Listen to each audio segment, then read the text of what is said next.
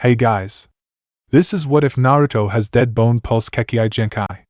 When you fail your Genin exam, you have to make the most of what life gives you. Naruto thought that he was watching his fleeting shinobi career go down the drain. That was until he got a lifeline through an unfortunate event as a death amongst the recent graduating class opens up a free spot which he took. Naruto didn't look back. Hit like and subscribe if you like this one, and also please check the author in the description. Let's start.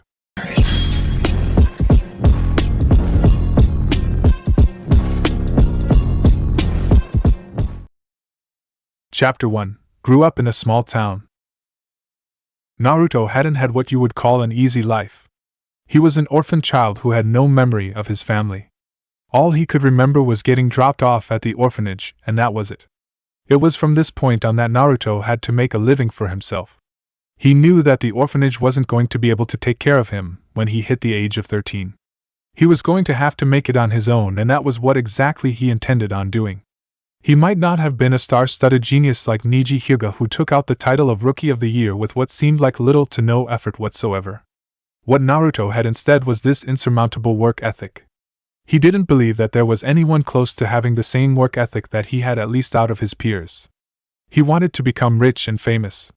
When you came from a broken family where you had no parents, no money, and most importantly, no nothing, you wanted to make something of yourself rather than just sit and wallow in pity. Naruto learned from a very early age that there was nothing in life that was free. Everything that you got in life was because you worked for it. Nothing was given to you for free, and everything had a price. Now, to become mega rich, which was Naruto's main goal in life, he had to have training. Because he was an orphan, Naruto wasn't able to afford the education that a civilian school could offer. He instead had to rely on the shinobi education, which just so happened to be free of charge for anyone who was willing to sign their life away. The fact that it was free of charge was the deciding factor in whether or not Naruto would become a shinobi or civilian. When it became apparent to Naruto that he was going to become a shinobi, he knew that he was going to have to be very good. Very few shinobi made the sort of money that he wanted to make. You only made that type of money as a shinobi if you were constantly taking the highest ranked missions on a consistent basis. To get to that level, you had to be damn strong, and that was what Naruto wanted. It also helped that his second goal of becoming famous and making something of himself could be achieved by the same way. It made the 6-year-old kid who was starting at the academy take his studies seriously. He wanted to give himself the best possible chance at becoming the best he could be. He didn't have any family that could help him out, unfortunately, so Naruto had to resort to studying as much as he could from the small library in the academy. He wasn't even allowed to go and study in the main shinobi library because he wasn't a genin. This meant there was only so much that Naruto could actually learn about being a shinobi. Naruto could only learn what was on offer at the academy, but had made the most out of his situation. Since he was an orphan, there was only so much food on offer at the orphanage, so he was rather limited in the amount of muscle he was able to put on. It didn't matter how much you worked out, if you didn't fuel your body properly, then you were going to never grow. That was really the only area where Naruto couldn't make legitimate gains in his abilities as a shinobi. Every other facet of his abilities were fully in his control. Naruto's chakra control was through the roof, as he had had the bright idea one day to attempt to do the leaf balancing exercise with something slightly heavier. It was right then and there that Naruto noticed that it was a fair bit harder. At this point, Naruto sued a whole host of various things to increase both his chakra capacity and his chakra control. Whilst he couldn't increase his muscle mass, thereby increasing his speed and power in his strikes, Naruto's taijutsu technique was absolutely flawless. When you didn't have much money to spend at all, you kind of had to make do with what you had. Naruto knew all 3 of the academy jutsus, had studied for all the written tests, and had shown above competency when it came to the throwing portion of the test. All of this pointed to Naruto easily passing the test to become a genin. So why was it that Naruto was so bitter about the shinobi system? All that could be answered in one name: Kakashi Hatake. Sure, Naruto might have been the second best in his class, losing to the title of Rookie of the Year only to Neji Hyuga, but that meant nothing to the elite jonin. Just because Naruto was good didn't mean Team 5 deserved to pass the test by virtue of merit. Naruto himself did all the right things apart from managing to get one of the bells. He was willing to work with his teammates even if they weren't at the same level as him. It was too bad for him that his other 2 teammates weren't. It was these actions that, unfortunately for the genin hopeful, to fail his test through no fault of his own. This action forced Naruto into having to join the reserves list and wait for any potential place to become available. Because he had graduated the academy, though, Naruto was kicked out of the orphanage as he was deemed capable enough of providing for himself. It was a major kick in the teeth for the genin. If Naruto didn't realize what it was like to be forced to fend for yourself, well, he definitely learned quickly with no place to call home and, most importantly, no roof over his head at night. The survival skills taught at the academy became vitally important to Naruto, as he had to set up a home as best as he could in such a short space of time. Naruto immediately went to the mission hall to get a D-rank mission. With there being a lot less people, it meant there was tons more work for Naruto. He didn't mind this though, as it meant he got all of the profits. Naruto only got enough time to do 3 missions a day, but when each D-ranked mission paid $100 because he was the only person doing it, it quickly added up. Naruto only had to wait 2 weeks before he had saved up enough to get the shittiest of shitty apartments. He didn't care one bit though, as it meant that he got to have a warm shower. Having a river bath in the start of spring was definitely an intense way to wake up each morning. It was hard adjusting to life living by yourself, but at least for Naruto he now had a roof over his head.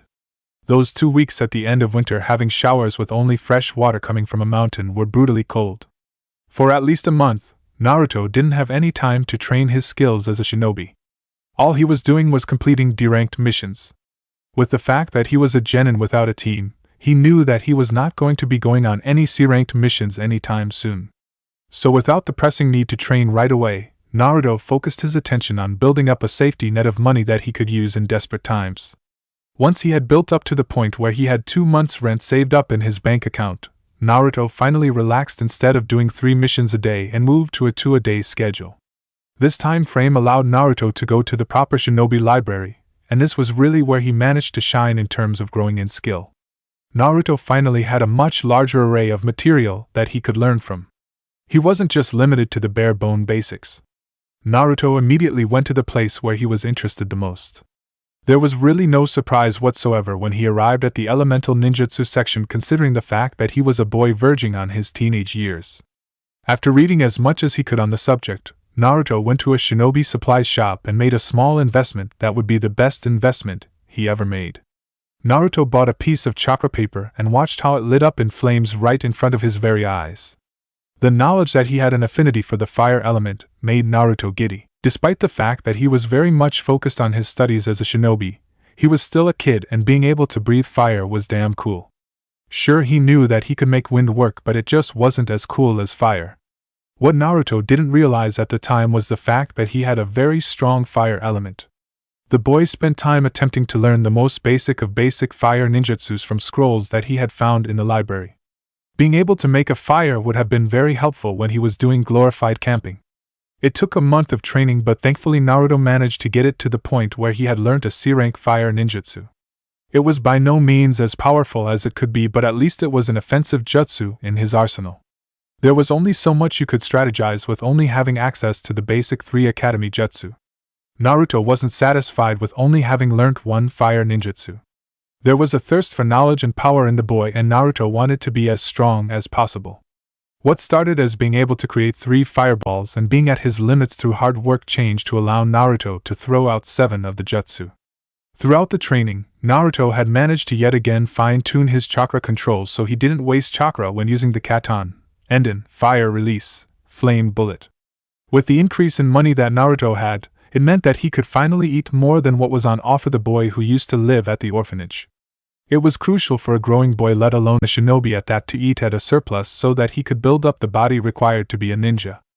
Naruto, you are required in the Hokage's office, the ANBU officer stated, to which Naruto nodded. He had absolutely no idea what the Hokage wanted that had to do with him, but he wasn't going to question it. When he made his way to the Hokage's office, Naruto slowly stepped into the room, and even he, someone who was only a genin, could tell that there was something wrong. Still, the genin who had just hit the 1-year mark wanted to know what someone like the Hokage wanted with him. He was a peasant in comparison to the village leader, so it only begged the question. Now, Naruto, unfortunately, I would like to deliver this news on better terms, but that is not the case, Hiruzen Sarutobi stated as he watched the boy in front of him enter the room. The boy had no idea as to how the Sandaime Hokage knew his name, but he didn't question it. In the back of his mind, Naruto assumed the man had looked at his file. Hiruzen saw the boy didn't make a motion to speak, so he continued on. There has sadly been a fatality on a mission involving a promising genin. That is not something that you have to concern yourself with, but the part that you will be interested in, Naruto-kun, is the fact that there is a spot available to be on a team. The Hokage stated, to which Naruto's eyes widened. He honestly didn't think that he would get a chance like this. He felt bad for whoever it was that passed away, but he was not going to bite the hand that feeds. This was the best chance for him to be able to progress his career as a shinobi. Ever since his third C-rank mission 3 months ago, Naruto had felt as if he was starting to stagnate in progression. It was very rare for Naruto to go on missions that were above D rank. Generally, they only trusted those to teams of genin that had months and months of teamwork practice under their respective belts.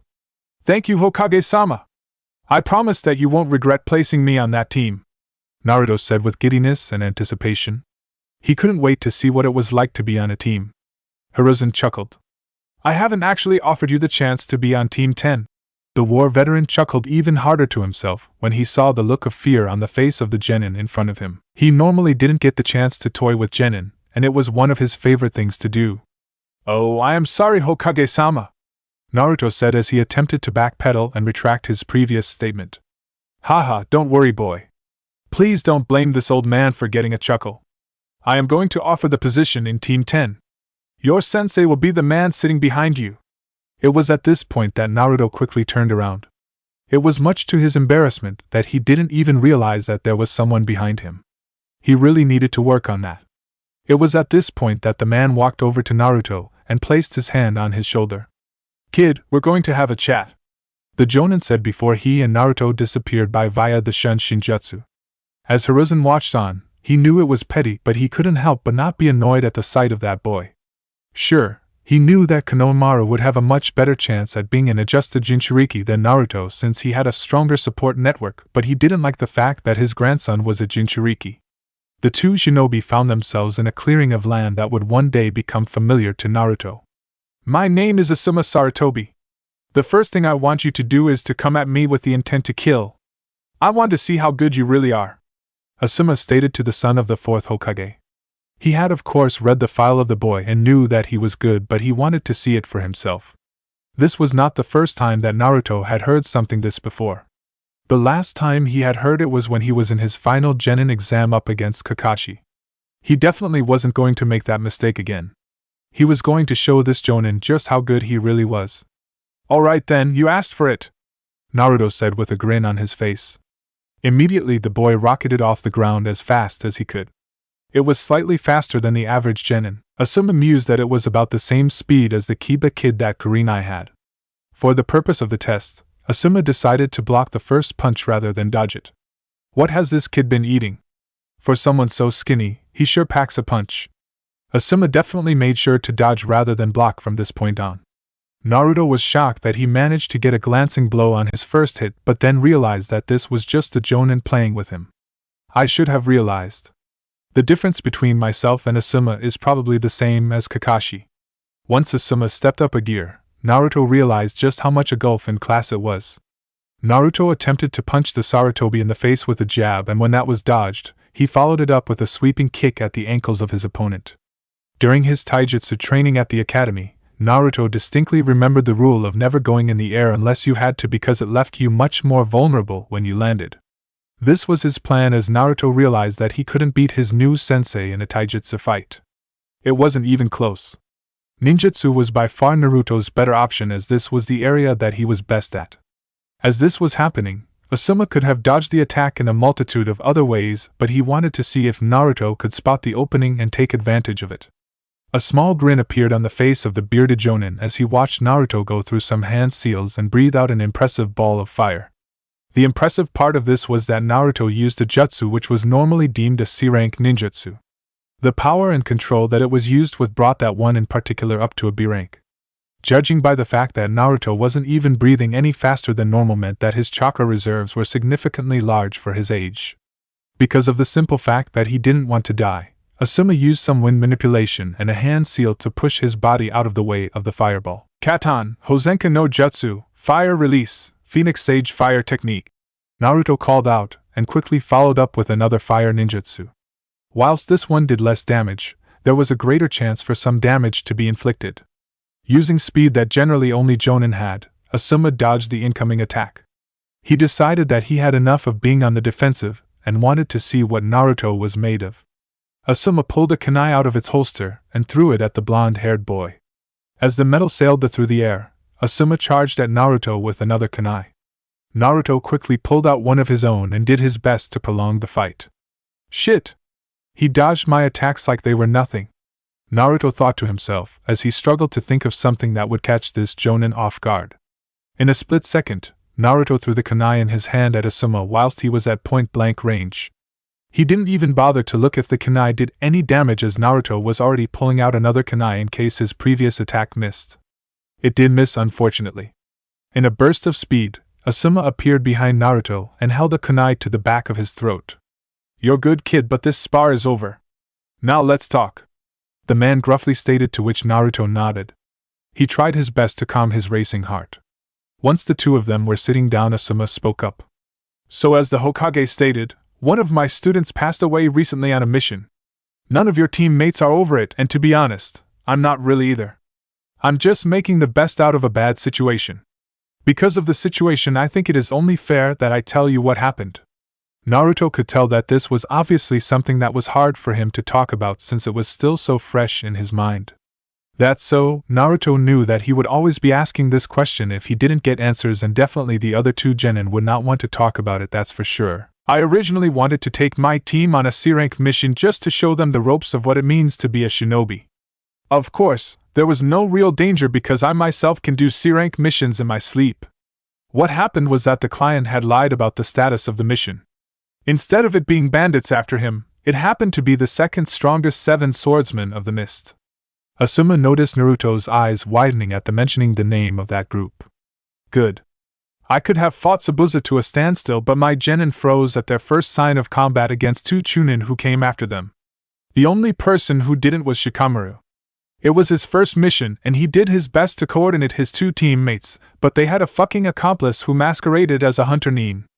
I saw the hunter nin and originally thought that he was here to help kill Zabuza." Asuma shook his head for a moment before continuing on. "I was wrong. The hunter nin quickly turned onto my genin and threw a senbon which killed Shikamaru on impact. I immediately called a halt to the fight, and Zabuza and his accomplice left after I said we will take Tazuna back to Konoha's prison. I tried my best to revive the kid but couldn't do it. You don't have to say any more, sensei. Thank you for telling me at this much," Naruto said quietly as he looked to his sensei. "I shouldn't have taken the mission. It's all my fault," Asuma said to himself as he looked down at his hands. Naruto was shocked. From the story that he had just heard, his sensei was definitely not the one at fault. "None of this is your fault, sensei. It's that dickhead of a client that did this. You said yourself that you could do C-rank missions yourself in your sleep, and you would have completed that mission if it stayed as a C-rank mission cause you're heaps strong. Haha, thanks Naruto. I needed that. Now, changing subjects, I am going to be annihilating you and your 2 teammates from tomorrow in training." For the first time since the death of Shikamaru, Asuma chuckled when he saw a look of fear and trepidation on the face of his newest student. Some quick advice though: with the amount of power you can pack in your taijutsu with such a small frame, you should drink a lot more milk and eat a lot more meat. With the amount of chakra that you have in your body, genjutsu isn't really going to be your strong point, so you need to increase your taijutsu to even you out. Asuma wasn't going to tell the boy just yet that he had chakra reserves on the same level as a special jonin, what with being the son of Minato and Kushina, as well as all of the training that he had done. Naruto immediately nodded and watched as his sensei flickered away with a shun shinjutsu. He honestly didn't think that today could get any better with how he just found himself a lifeline on his shinobi career. At around the 6-month mark in his career as a genin shinobi, Naruto felt himself stagnating and couldn't think of a way to break the mold. With renewed motivation thanks to getting a sensei, Naruto headed home and fully intended to take up Asuma sensei on his suggestion while studying that scroll on elemental manipulation he had borrowed from the library. A nice cool glass of chocolate milk sounded good to Naruto right about now. Where Asuma was walking, it wasn't a place that he normally frequented. It was deep in the underground of Konoha. It had been a long time since he had seen his former sensei. All of the Root A and BU members that he could see didn't even bother to try and stop Asuma. They knew that he was more than welcome down these parts, and they didn't want to annoy Danzo-sama. A lot of people thought that Root was dead. They were fools. Everyone who was in the know knew that the Sandaime actually kept it going, although the less he knew about it the better. Whilst he didn't like the means, the ends that Danzo achieved were more often than not certainly justified. It has been a while, Danzo-sensei, Asuma stated as he took in the appearance of his Jonin team leader back in the day. He wasn't going to say anything, but the old man had definitely seen better days. It has indeed, Asuma-kun. So what is it that I can do for you? You wouldn't be down here unless there was something that you needed. Asuma winced. To most people, when Danzo spoke, he was completely monotone. Not to his student, he wasn't. Asuma could hear annoyance in the voice of his sensei. He knew that the man was justified after all. His father wasn't the only person who he left when he joined the 12 Guardian Ninja. Danzo-sensei, I'm looking for some guidance. I have never lost a student before, Asuma quietly stated as he sat down in the chair opposite the war veteran. A flash of understanding went across the face of the man before he spoke up. Despite the picture he let people paint of him, Danzo wasn't emotionless as certain people like to believe. He did care for people, but he had lost so many of them that he liked to keep himself guarded. Asuma's two teammates were a good example. This is about Shikamura, isn't? Asuma didn't respond. Some of this is your fault. This shocked Asuma. It wasn't particularly something that he wanted to hear, but he supposed that it was something that he needed to hear. He was thankful that his sensei wasn't someone who pulled punches. None of that matters now, though, Asuma-kun. 2 of your genin need you more than ever right now, and the third one needs you to set a good example as he doesn't have any role models. Asuma nodded at the words that came from Danzo. Once again, the man was right. He pretty much knew it already, but just wanted to hear it from another source. Now, tell me what you really came here for, Asuma-kun. That isn't something that you would come here after all these years to talk to me about, Danzo stated as he wanted to get down to the crux of conversation. I want to complete my training under you, sensei. I want to learn vacuum manipulation. I don't want anything ever coming close to what happened recently, Asuma stated, to which Danzo nodded. Ever since he had heard of the unfortunate death of the clan heir, there was an inkling in the back of his mind that Asuma might come and meet up again. He was right. I am always willing to do what is best for the village, Asuma-kun, especially for someone such as yourself. Before we get into that training, though, tell me more about Minato's child. Asuma smirked when he heard this. There was always something that Danzo wanted in when someone asked him something. Thankfully, this time he only wanted to know about Naruto. As far as the people that actually mattered in the hierarchy of Konoha, Naruto was far too much of a political figure, even if the boy didn't know it yet, to convert him into a root operative. Well, I can't fully say that yet, but I think he definitely has enough potential to be damn good. He's as good as what I was at his age, but he has done all of this without the help of a private tutor like I had. I'm impressed to see what he will be like when he actually has a proper sensei to teach him everything. His chakra reserves are already the size of a special jonin thanks to his mother and father. What type of shinobi do you envision him as when he is older? Danzo questioned, mulling over how to get the most of the potential that Asuma talked about if it was indeed true. With all 3 of the Sannin having gone walkabout, the veteran shinobi was very much keen to get some world beaters in their force. The closest person I can think of similar in terms of Naruto's potential would be Jiraiya-sama. He seems like the army-destroying type rather than the assassination type, Asuma stated, to which Danzo nodded. This made Minato's son even less of a prospect for the NBU. Whilst Jiraiya happened to be very good at stealth, he was much better at a frontline fighter. He could take out armies thanks to his higher-than-average chakra pool. Yes, he wouldn't get attempt to convert the boy, but it wouldn't hurt to put in a few good words or two. Unaware of the talk going on between his sensei and his sensei's sensei, Naruto took up the advice of Asuma and started drinking milk, and lots of it. Now that he was undertaking missions on a consistent basis that were higher than D rank, he hoped, Naruto knew he could now be a little less frugal with his money. It was no real surprise to anyone that bothered to know the boy that his first splurge with his hard-earned money was on food. There just so happened to be a place called Ichiraku Ramen that he had found for the first time. It was absolutely full of flavor because the best flavors always came from fat. The staff at the store happened to also be very nice, so that was a bonus. After having the ramen, Naruto made his way into a supermarket and got his favorite thing in the world. It wasn't often that Naruto got to have it, as the orphanage only received it once in a blue moon, but Naruto was going to celebrate. The blonde-haired boy bought 2 cartons each containing 2 liters of chocolate milk. It was a delicacy to all of the kids at the orphanage, as the place heavily relied on donations from the generous public. It wasn't often that the milk got delivered, but when it did, it was a mad rush between the kids so that they could get at least 1 glass. When he came out of the orphanage, he could have spent money on milk, but Naruto thought that there were more important things that he could be doing, like saving up and drinking water instead. This was not an issue for Naruto, as he was now the proud owner of 2 jugs of chocolate milk. There was nothing that could ruin his day. Surprisingly enough, Naruto had the patience to make it all the way back to his tiny apartment without opening the 2 bottles. When he did get home, however, oh boy, it was game on. Naruto didn't even bother pouring the milk into a glass before drinking it. He instead started going straight from the bottle and chugged the entire 2L bottle in one go. Ah! Naruto sighed in content as he licked the mini mustache that had been left behind. Now that his fix had been satiated, Naruto could now relax with the second one and drink it slower and potentially enjoy it more. Before he could do that, though, something weird started happening for the blonde. His body felt weird. It felt like his internal structure was moving, and it was actually kind of painful. The Genin could feel most of the pain coming from his fingers and was surprised and a little bit nervous when he looked down at his fingers and noticed that they had become a few shades whiter than normal. The worst part was that didn't seem like it was stopping anytime soon. If anything, it only served to get worse and worse. That was until Naruto hissed out in pain. White stuff. At this point, Naruto couldn't focus enough to discern what it actually was, started coming out of his fingers. Once he opened his eyes, Naruto screamed. HHH! The boy shouted as he looked down and saw bones coming out of his skin. He was freaking the fuck out. He had no idea what to do. He had never read anything like this happening in one of the textbooks at the academy. There was a stray thought in the back of Naruto's mind that told him that he should be using his chakra. After all, chakra was the substance that allowed Naruto to breathe fire. Who knew what other applications it had?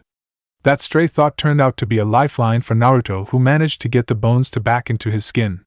Whilst it hurt, that was pretty fucking cool, Naruto said to himself, and he attributed the bones coming out of his hands due to the milk. The Genin shinobi took a sip from the second carton and then tried to channel chakra into his fingertips again. This time was significantly less painful, and also the bones came out of his skin a fair bit faster this time. Curiosity killed the cat, they always say, and Naruto could definitely agree with the sentiment, as he touched the bone that was sticking out of his hand with one of his fingers. Ouch! Naruto muttered to himself as he realized that the damn things were sharp. It took a few seconds, but eventually, the light bulb went off inside the head of Naruto. He could use these as weapons. The possibilities were endless. As it turned out, Naruto had a bloodline limit called the Dead Bone Pulse, or at least that was what he figured it was called. There wasn't much time in the day after he had found out about the issue to go to the library and research it up, but from the limited time he did have, he learned the bloodline was based around an ability which let the user manipulate their skeletal structure and use it as a weapon. He thought it was pretty weird, but he wasn't going to complain about it one bit. It was another tool that he could use at his disposal.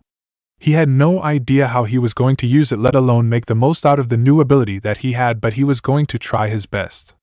One thing that Naruto was aware of, though, was the fact that it could come across as gross and disgusting. He didn't have many friends ever since his tenure at the academy ended, so Naruto wanted to give a good first impression.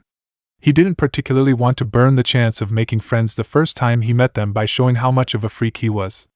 He had woken up bright and early just as the sun was rising and got himself as prepared as he could for his first day on Team 10.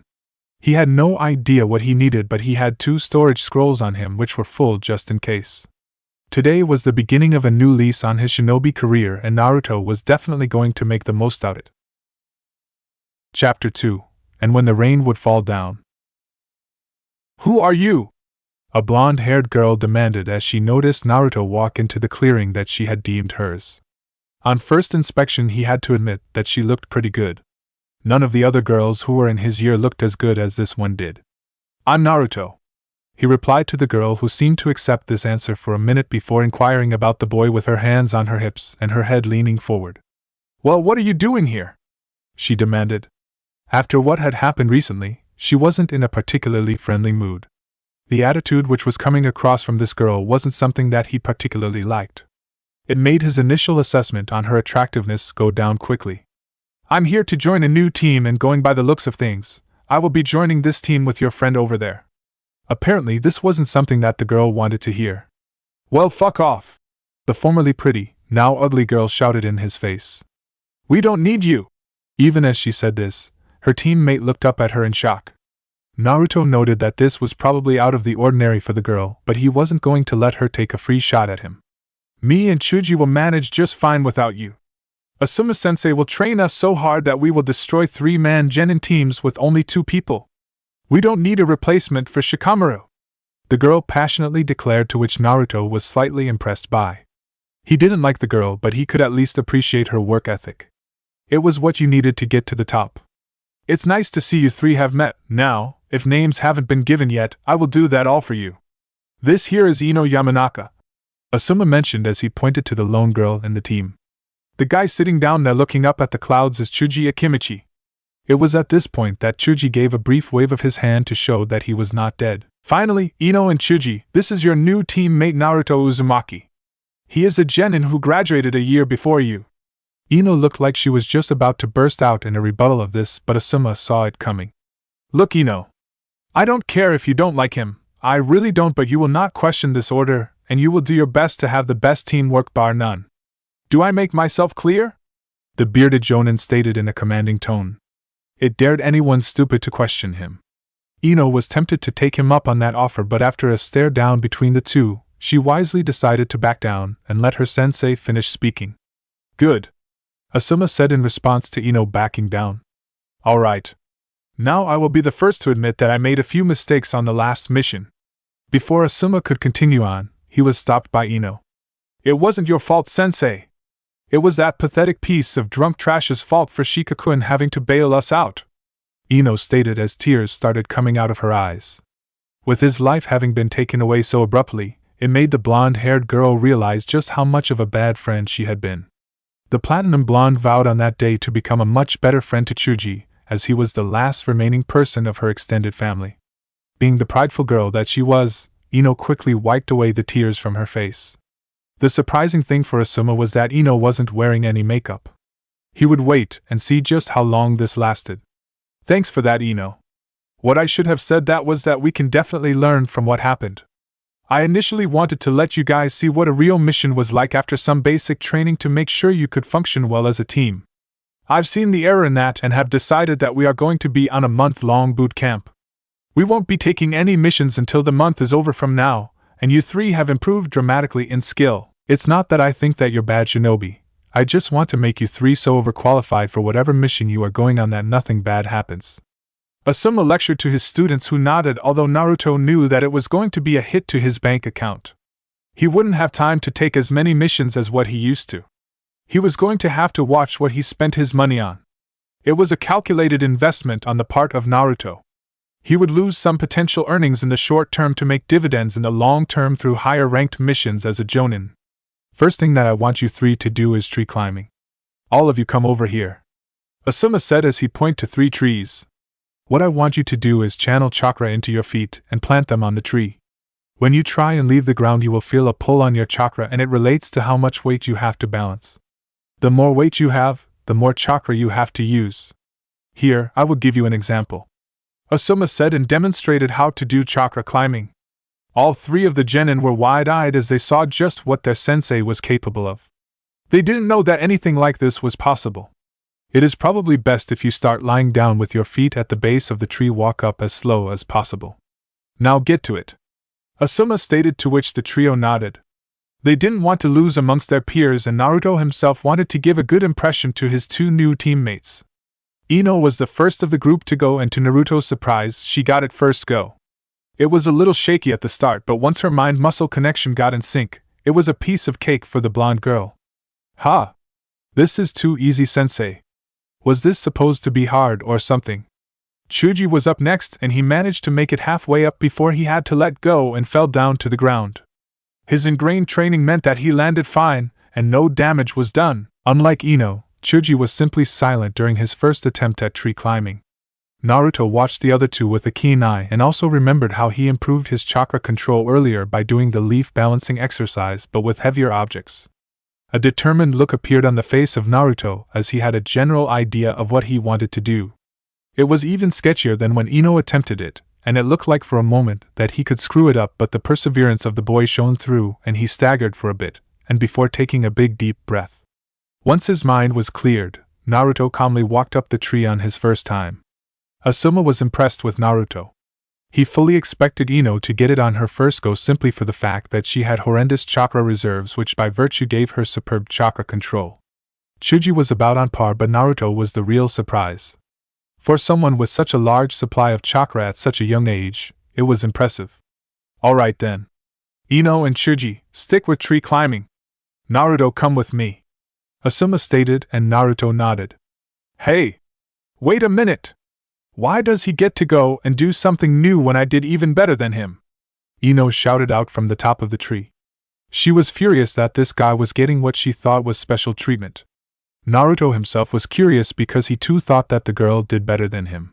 It's because your chakra reserves are ridiculously small, Ino. I want you to keep doing this until you physically cannot do any more. Ino, you really need to build up your chakra reserves. Chuji, just keep attempting to get to the top. You will get there soon, and once you do, I want you to come join me and Naruto. The bearded jonin stated, to which the boy nodded. Alright Gaki, now follow me.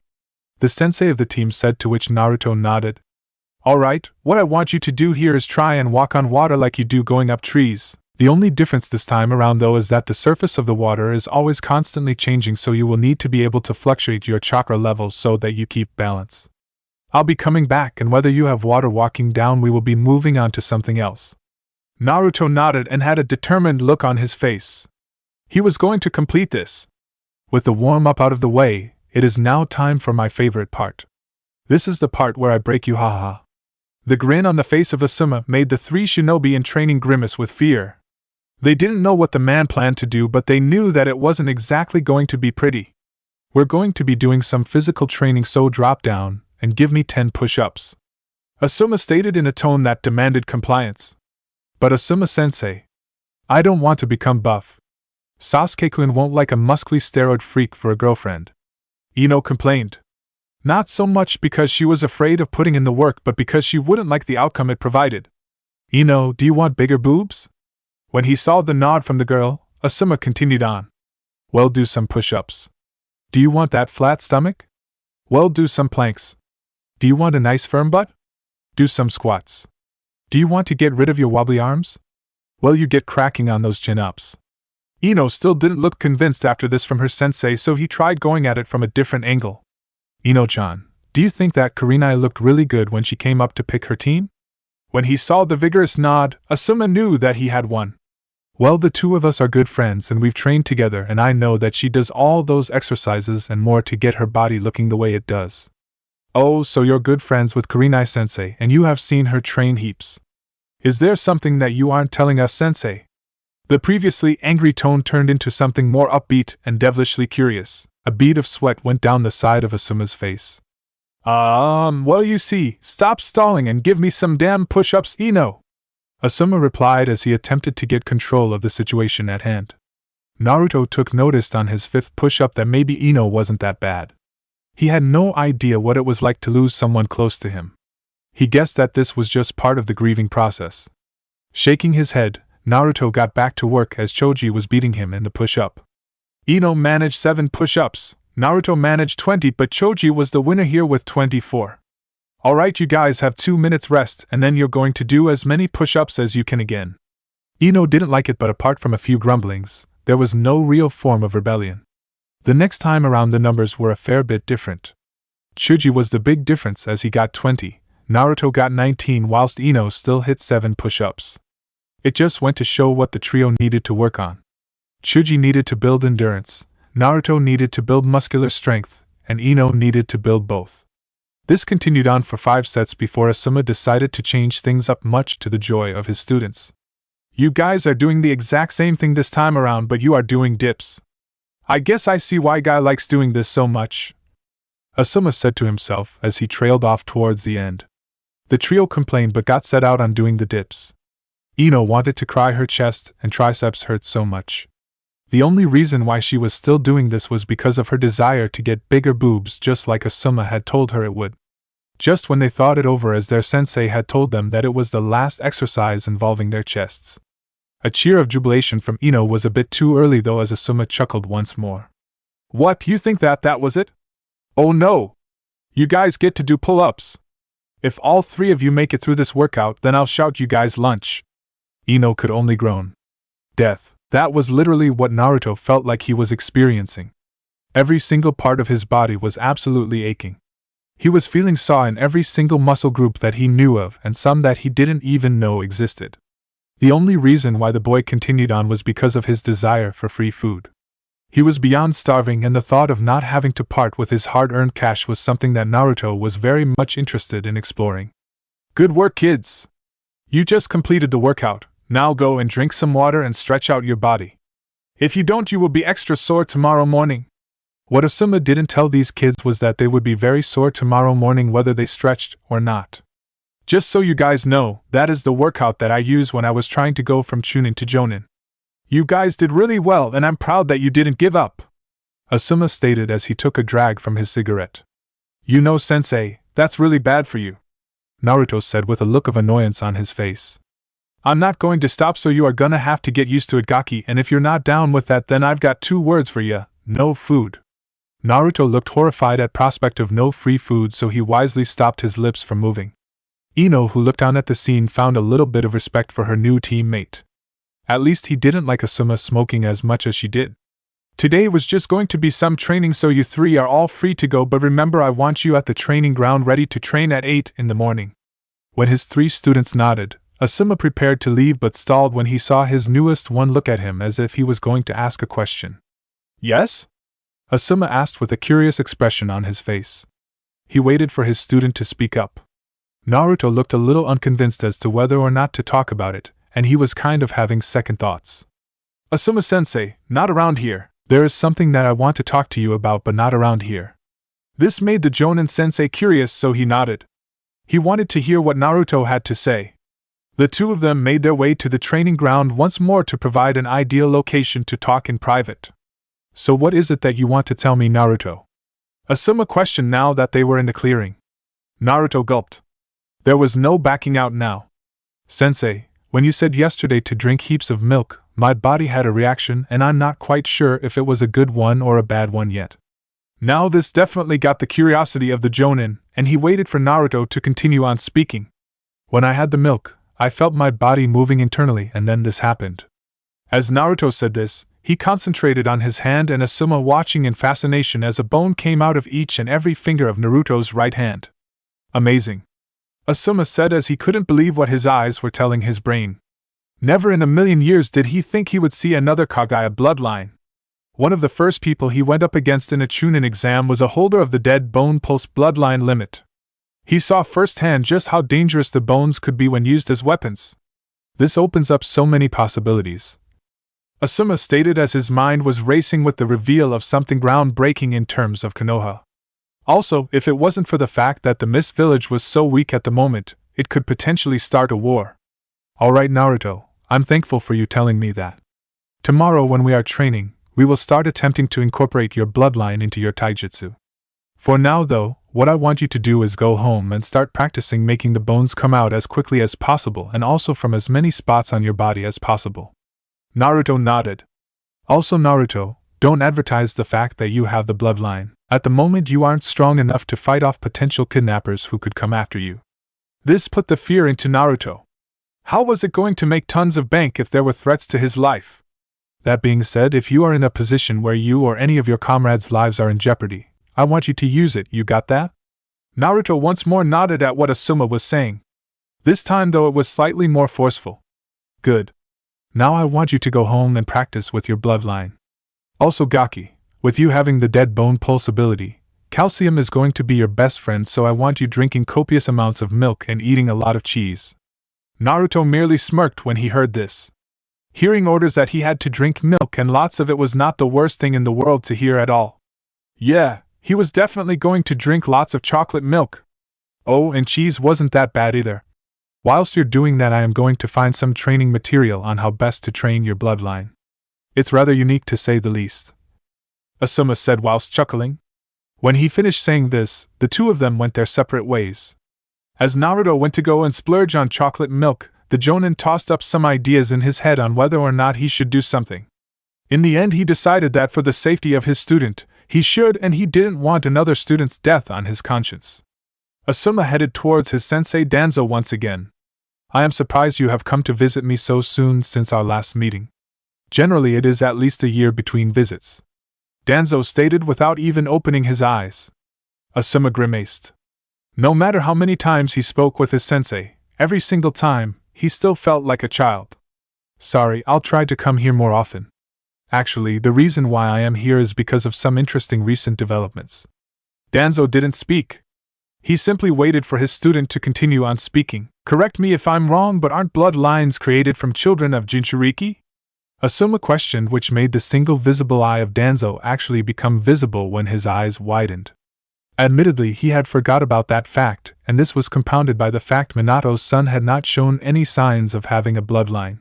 From the way that his student was speaking, that was not the case.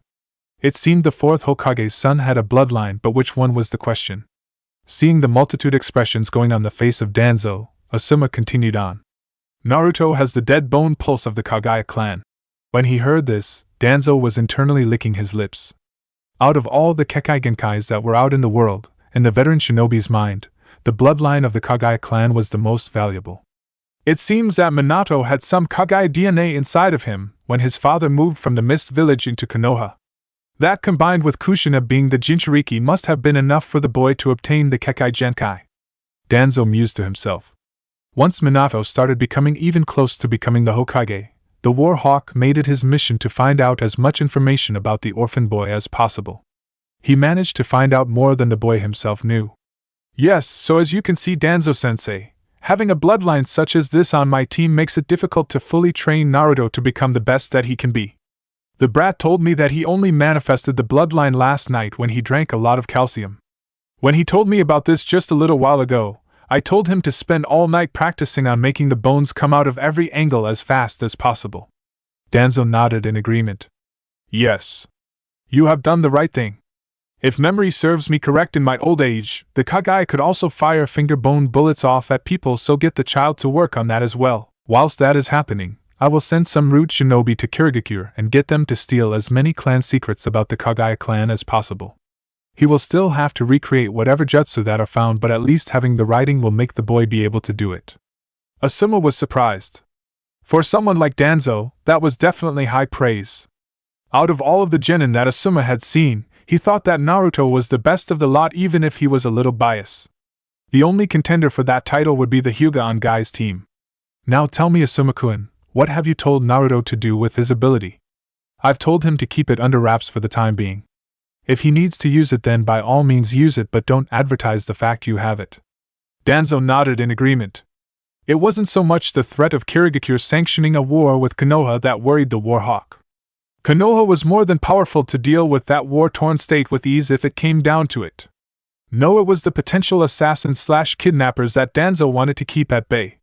He had protected Sarutobi's grandson on a few occasions, and now it seemed that he was going to be doing that for Minato's son. A promising shinobi like the brat could not die whatever the cost. Danzo knew he was getting old and knew that with Sarutobi and himself gone, there would only be one other shinobi amongst their ranks that could scare off the strongest ninjas, and that was Jiraiya. Whilst Kakashi and Guy were very good fighters, none of them had built up a reputation through the war to fend off an invasion with just their name. Also, either of them were truly elite S-class shinobi. Guy definitely was, but that was also a move that would hinder more than help the man. That was why this upcoming generation was so important to Danzo. It had 3 shinobi that could be Kage-level shinobi if they had the right circumstances in front of them. Sasuke Uchiha, the Sarutobi's grandson, and Minato's son, all 3 of them had the potential to be world-class shinobi. Now that Konoha had the dead bone pulse, Danzo had made it his own mission to give the boy everything he needed to become the best of the best. Konoha's survival at the top depended on it. It wouldn't hurt if from this training a potential Kage was born. That was what Minato had sketched into to be originally. Danzo knew that the best thing that a shinobi village could have was stability in its leadership. Constant infighting would only weaken the village. Jiraiya would not be a good fit for the position regardless of his personality and desire for the job.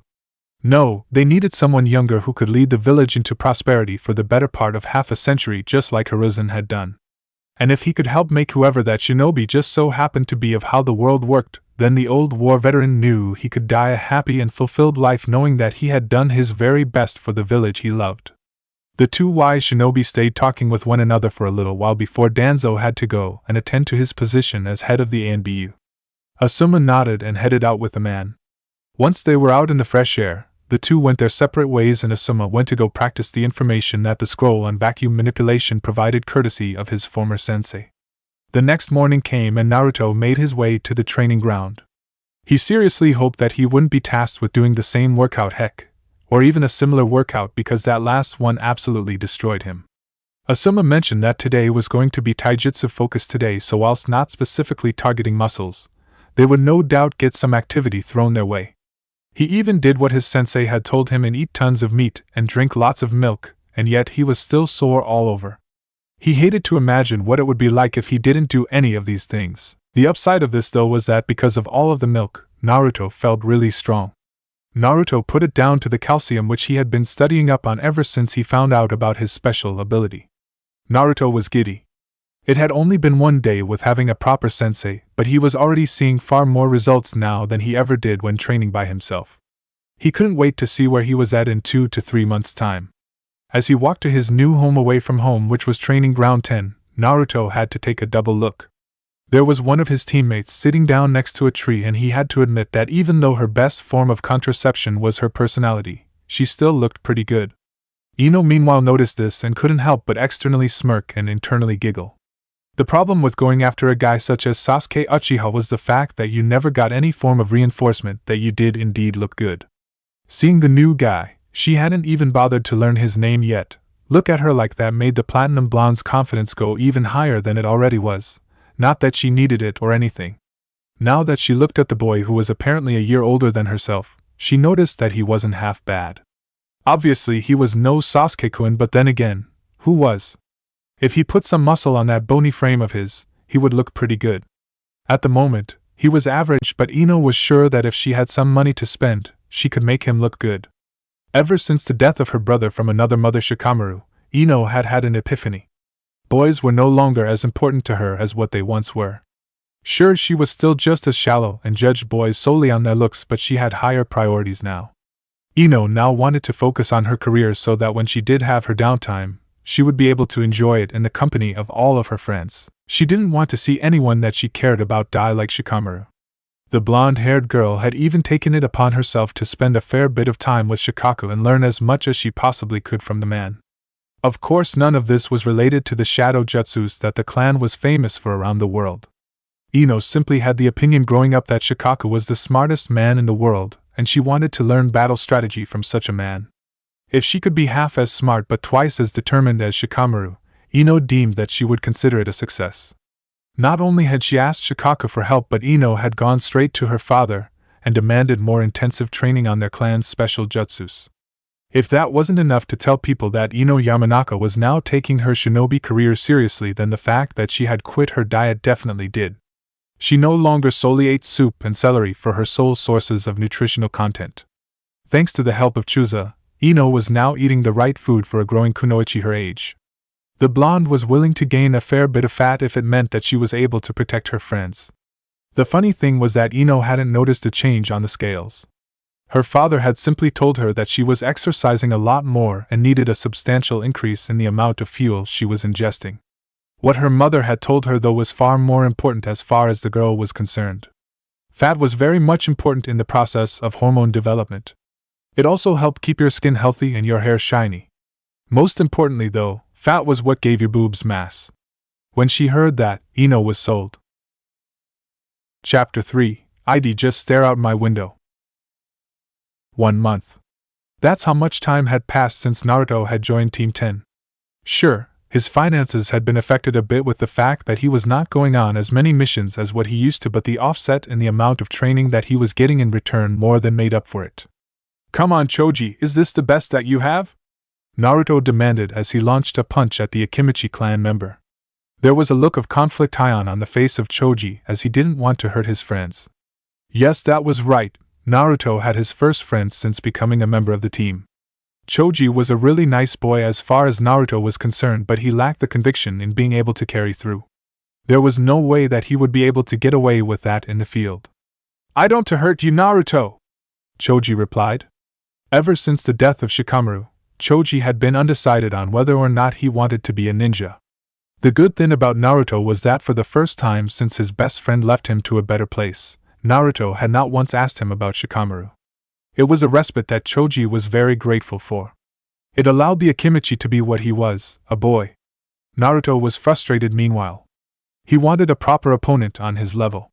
He wanted someone that he could fight against and not get utterly trounced, which was what happened whenever he fought up against Asuma-sensei. It wasn't just that though for financially motivated ninja. He didn't want to see his friend choke up on a mission which could potentially cost his life, or even worse. For the past month he had been trying his hardest to get Choji to come out of his shell and fight properly. No wonder Shikamaru died. The second that Naruto said this, you could hear a pin drop as everyone went completely silent. All three of them waited with bated breath to hear what Naruto was going to say, because what he had just said was something very hard to come back from. "What did you just say?" Choji shouted back at Naruto, although his head was facing the water below. Asuma mused that unlike the other times that Choji got angry, this time he was completely calm about it, but the man knew that Choji was about to burst. He couldn't wait to see how this went down. Choji was the type of person who pulled punches. That was something that he needed to stop, as it could potentially cost either himself or an ally their life. "You heard me!" a frustrated Naruto shouted out. "I said no wonder Shikamaru died when you're so much of a coward that you won't even take your training seriously. You know that all this is going to do is make your friends die. I bet you would love to see the bitcha princess over there die as well. I bet you would be too scared to do anything to save her as well," Naruto shouted. "I may have just gone a bit overboard there. Oh well, what's the worst that could happen?" Naruto thought to himself, and that was when he saw a pissed-off Choji stare into his eyes. Oh shit. Choji wasn't the only one furious with what Naruto had just said. Ino hated what her new teammate had just said to her best male friend. She didn't even care about the bitcha princess comment as to her. That was more of a compliment rather than an insult. The fact that he insulted the memory of her brother in all but blood was tantamount to death in her eyes. Ino sped off the water at a fast towards Naruto, as she wanted to get in on the action and punch the shit stain in the face. Choji had joined in by enlarging his hands and sprinted towards Naruto. Yeah, this is about to get ugly, Naruto thought to himself, as he had never fought two opponents at once. On instinct, Naruto brought his bloodline to the forefront and had some bones stick out of his skin. They weren't really there for offense, but more so as a deterrent to the two teammates who wanted to kill him. Thankfully for Naruto, the speed at which Ino fought at was not the same one that he did. She simply didn't have the same amount of muscle on her body as he did, and this meant that Naruto was simply too fast for her to be able to deal with. Ino knew this. This didn't deter the blonde-haired girl, as she had a plan. "Choji! Now!" Ino screamed, and Naruto barely had time to turn around and watch a fist collide right in his stomach, the only place that he had no bones sticking out. Naruto skidded along the water. Not done with that, Choji quickly followed over to Naruto in an attempt to land another vicious punch on the person who dishonored Shikamaru. "This fight is over," Asuma stated whilst he was grinning. "Choji, that was amazing! You just need to channel that whilst you're on a mission and you will easily defeat everyone," Asuma said as he stared at the murderous expression on the face of his pleasantly plump student. As this was happening, Naruto was slowly picking himself out of the water as blood dribbled down his chin. "Finally, Choji, that was what I wanted to see. Where has that been all this time? I've been trying to get you to do things like that for the past month." Naruto complimented his teammate as that punch had more strength behind it than one of Asuma's. "What? All of this was some little game to you? You're such an asshole, Naruto team!" Ino shouted out at her teammate only by title. She hated the fact that Naruto brought up Shikamaru to Choji. She hated to admit it, but back during the academy, when Choji was getting bullied for being called fat, she definitely didn't do as much as she could to stand up for him. Shikamaru was that person for her brown-haired friend, and now that he was gone, Ino took it upon herself to be that person for Choji. Sure, she could be the absolute most heinous bitch in existence, but when it came to her family and friends, then Ino was very loyal. She had even attempted to patch things up with Sakura recently, but that went sour when the pink-haired girl thought that Ino was doing this as an attempt to lull her into a false sense of security, and then swoop in and take Sasuke-kun all for herself. The truth was that Ino wasn't trying to do this, and it made her realize just how childish she and Sakura had been when attempting to win Sasuke's heart. The truth was that the two of them hadn't been friends for a long period of time ever since Sakura decided that she also liked Sasuke after Ino had told Sakura about her crush on the young Uchiha. It was then and there that Ino had decided that she was going to give Sakura one more chance in the future. She was not sure when, and if that backfired just like last time, then she was going to throw in the towel in terms of trying to salvage a friendship out of Sakura. The platinum blonde-haired girl was blindsided when Choji spoke. "Thanks, Naruto, I needed that. I've been trying to get over my emotions, but today was the first time I went into a fight with the intent to kill, and you're right. I did choke on our first mission, but I promise I won't ever choke again on a mission," Choji passionately stated, to which Naruto and Asuma had a look of respect on each of their respective faces. Ino was different. "What? How can you thank him? He should be saying sorry for saying bad things about Chika." Choji chuckled and shook his head. "Guys can be friends after fighting, unlike you and girls, Ino. Once you fight someone, you hate them life." Choji hadn't really had much experience with lots of girls. He had just had experience with Ino, and knew that she was very much known for holding grudges. "Yeah, you just need to clean out your bag since you've been on Shark Week," Naruto commented from behind Ino. Said blonde-haired girl rapidly turned around and stared at Naruto in disgust. "You! Go screw yourself, you dirty pig! That's enough, you two," Asuma stated, to which the three of them deferred to his command. They all knew that when he spoke, which wasn't often, that his word was law. Asuma couldn't help but be impressed at the transformation that had happened to his three students. Out of the three of them, Choji was the one who had progressed the least, but that was because he was the most finished product in terms of shinobi abilities in comparison to his two teammates. The only real thing that the brown-haired boy needed was to become more confident in himself and to follow through with his punches.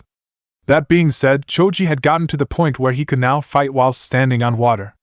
For the boy who was the worst when it came to chakra control out of the three of them when they first started, this was something that made the boy proud of his accomplishments. Not only had his strength improved but also his speed. The biggest difference between Naruto and Choji when they sparred was the fact that Naruto was a fair bit faster and could dodge the incoming attacks with relative ease. Choji quickly learned that it didn't matter if he could knock someone out with one punch if he could never hit them with that one punch. The faster speed in which he was able to move at was something that slightly trimmed the waistline. It was something that he hadn't really paid attention to, but come a few more months, and then he would realize that he had indeed lost a fair amount of weight. Choji had come to terms with the fact that he was always going to be a bit bulky in comparison to other shinobi simply because of the way his clan's special ninjutsu worked. Speaking of his clan's ninjutsus, Choji had been improving a lot in that area thanks to the increase in both capacity and control of his chakra network. His father had said that if he continued at the rate that he was going at, in a few months' time he would be able to go and use the mid-level techniques of the clan without any of the food pills. That was something that Choji was giddy about because he knew just how dangerous those things were, and he didn't want to have to use them unless absolutely necessary. Having more techniques to fall back on would mean less chance of that. Choji had even begun attempting to learn some basic Doton ninjutsu as per the request of Asuma-sensei after they had tested what affinity he had. This was in case his opponent ever had some sort of counter-maneuver against his clan jutsus. He had learnt one defensive and offensive move. Choji was at the point where he couldn't really learn any more Doton ninjutsu by brute forcing the jutsu. He needed to start learning elemental manipulation if he wanted to make any more progress in that area. Choji wasn't the only person who made some gains over the past month. Naruto too had made promising progress. As expected, the primary focus on Naruto's training was centered around his bloodline limit. Naruto spent the majority of the time attempting to create a taijutsu style from scratch. Naruto had quickly learned that the best places for him to create the bones was from his joints. This meant knees, elbows, palms, and heels. They were the parts of the body where Naruto could draw the most power from and connect with the most damage. His taijutsu mostly centered around keeping his Kekkei Genkai hidden until he got in striking range and then surprise people with it. One of the benefits of this style of fighting meant that he constantly had his skin reopen all the time. This, In combination with the fact that he was the son of a Jinchuriki meant that Naruto's body had adapted to the recent changes and started healing Naruto faster than normal in comparison to other shinobi. That wasn't the only positive going on inside of Naruto's body at the moment. The influx of calcium did to his body. He felt great in how the mineral affected his bones and made them that much stronger. This wasn't the only benefit that the milk provided, as it was loaded with calories and protein, and this excess of nutrients meant that Naruto had put on a bit of muscle, so it didn't look like he was twig thin. It still looked like he was very skinny, but that was because his bones were much larger than normal. Still, this increase in muscle meant that Naruto was now faster and stronger. Not only that, but his stamina increased as well. Initially, Asuma had penciled Naruto in a mid-range ninjutsu juggernaut.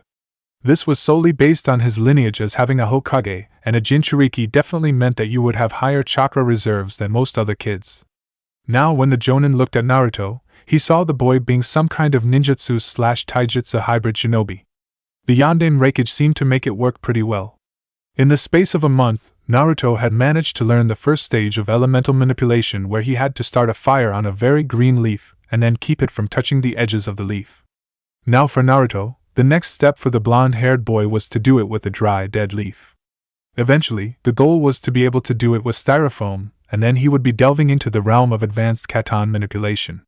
What Naruto had noticed was that thanks to getting the elemental manipulation down pat, his was able to upgrade his C-rank ninjutsus into B-rank. It also meant that he didn't have to expend as much chakra compared to what he used to have to do to get the same result. It meant that Naruto now effectively increased his stamina. The blonde-haired boy had even learned a new jutsu completely from scratch. Admittedly, it was by no means the final version of the jutsu, but Naruto was proud with how far he had come with his bloodline. The jutsu that Naruto had recreated was the finer bullets that his sensei had told him about. The Genin decided that he would fully perfect one bullet before moving on to the whole hand rather than just use all fingers, but very poorly. He wanted the jutsu to be a trump card that people wouldn't expect. But Naruto wasn't the person who had improved the most in the space of a month due to the hectic training regime that Asuma had begun putting them through. That was a title solely reserved for Ino. To be fair though to the others, when you were starting from such an untrained position, it meant that she was able to get the most improvement in the same amount of time frame compared to her teammates. The more skilled you became, the more effort you had to put in to get the same, or even less returns. Ino now no longer was just an academy student. She was a proper genin in the eyes of not only her sensei but also her teammates. She took her profession seriously. She no longer did fad diets in the attempt of impressing a boy, which affected her abilities as a shinobi.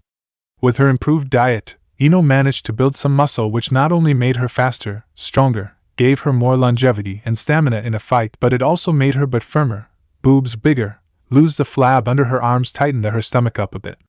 The little fat on her body had been converted into muscle, and the blonde-haired girl loved the changes it had done to her body. Not only did she still look good in her opinion, but she had the power to back it up. Not only had her physical attributes increased exponentially in the space of a month, but Ino's chakra reserves had done so too. Just like Naruto and Choji, Ino was the last out of the group to now be able to spar on top of the water's surface. At the end of her 1-month training boot camp, Ino was now able to spar on top of the water's surface whilst using jutsus. It wasn't just her clan's special ninjutsu that she was using either. Ino knew just how vulnerable she was since she wasn't as skilled as her father to stay conscious. That was why, under the suggestion from her sensei, the Yamanaka girl had decided to branch out and start incorporating genjutsu into her little bag of tricks. If all that wasn't enough, then Ino put her keen mind to good use when she was spending time with Shikaku in terms of learning strategy. She knew that that was the best thing that Shikamaru had going for him, and if she could be half as smart as he was, then she would be beyond happy. Finally, the last area that Ino had decided to take an interest was in the area of poison. If she was honest to herself, the only reason why she had decided to study this area was because working at a plant shop got boring quickly. During her downtime, Ino started reading up on what the most dangerous poisons were, and which plants she had to mix to create them. At the moment she hadn't made any vials yet, but she definitely planned to in the near future and tip her weapons with them to make them that much more potent. "Hokage-sama, I request a mission for myself and my genin team," Asuma stated as he locked eyes with his father. There was a brief flash of concern in the eyes of the Sandaime Hokage as he knew that this was the first mission above a D rank that Asuma and 2 of his students had taken since the death of the Nara clan heir. Asuma-kun, you know that when it is just us 2, you don't have to be so formal. Now, are you certain you want to take a mission so soon? Are your students even ready for this? The Hokage questioned, to which Asuma nodded. Sure, the 2 of them had been through a lot over the life of their relationship, and there had been more than one disagreement along the way, but Asuma valued the caring nature that his father still had for him. Yes, it's finally time to get back on that horse, as they say, and as for the standard of my students, well, I guess you will just have to wait until the upcoming Chunin exams, Dad, until you get to find out. Asuma said with a smirk pretty much taped onto his face. Hiruzen liked to see the confidence on the face of his second-born son. He couldn't help but be curious as to just how good his team must be for this much confidence to be showing. Asuma was normally the type of person to be quietly confident until he knew that he was going to win, then he would gloat so much. Him gloating this much might now meant that he thought that he had already won. Just how strong had his team gotten in the past month? From what he could remember of the team selections 2 months ago, there was nothing special about the Yamanaka and the Akimichi. Sure, they were promising shinobi, but they were nothing special. There was nothing that screamed out prodigy from when the team selections were made. That just left Minato's son. Again, there was nothing in his file that screamed out that he was going to be close to what his father was capable of. Admittedly, he hadn't bothered seeing what the boy was like himself, but that was mainly because he didn't care that much about the boy. From what he had heard was that he passed the academy with the second best grades in the class behind Niji Hyuga, but Kakashi failed him on his graduation test. Obviously, there was something bad about the boy. If Kakashi wasn't willing to take him, then there had to be something wrong with the boy, as he was certain that Kakashi would have taken him even if he wasn't up to standard just because of who the boy's father happened to be. He hadn't heard of Naruto improving any bit since becoming a genin a little over a year ago. Just what had the boy learned to be getting this much praise from his son? How good is Minato's son? Hiruzen honestly questioned to his son. He didn't think that Naruto would be as good as Konohamaru or even Sasuke Uchiha. That wasn't even including the 2 boys that guy had under his charge, who were both very good in their own right. Well, let's just say that if there was a fight to the death between Naruto and Sasuke, well, we would have to get Itachi somehow back in the village if we wanted to restore the Uchiha clan. If Naruto fought up against Konohamaru, well, then you would have to order Jiraiya back to Konoha to seal the Kyuubi once it is released. Asuma confidently stated. When the Chunin exams come up, I'd bet your Hokage's pension fund on having my whole team make the final in the Coliseum and to see Naruto in the grand final. Even if I had Tsunade's betting luck, I would put money on it. That's a very big claim to make there, Asuma-kun. Alright then, I will play this game with you and give you the C-ranked mission that you have requested, and I am very much interested to see what Naruto can do during the Chunin exams. If there was anything that described Hiruzen, it was that he was a patient man, and he could easily wait until the upcoming Chunin exams in Konoha to see just how good Minato's son. Asuma merely smirked in response. With a scroll in his hand, Asuma walked to the training ground 10. He was giddy and also nervous. Despite the facade of supreme confidence, Asuma was actually pretty hesitant. No matter his feelings, he knew that he had to do this because the longer he left it, the more psychological damage it would do. It was better to face your fears than wallow in the despondence. Hey kids, so you remember when I said that we were going to have a 1-month boot camp before we did anything mission related, right? Well, I have judged you 3 being overqualified for going on missions, so guess what I have in my hands right here?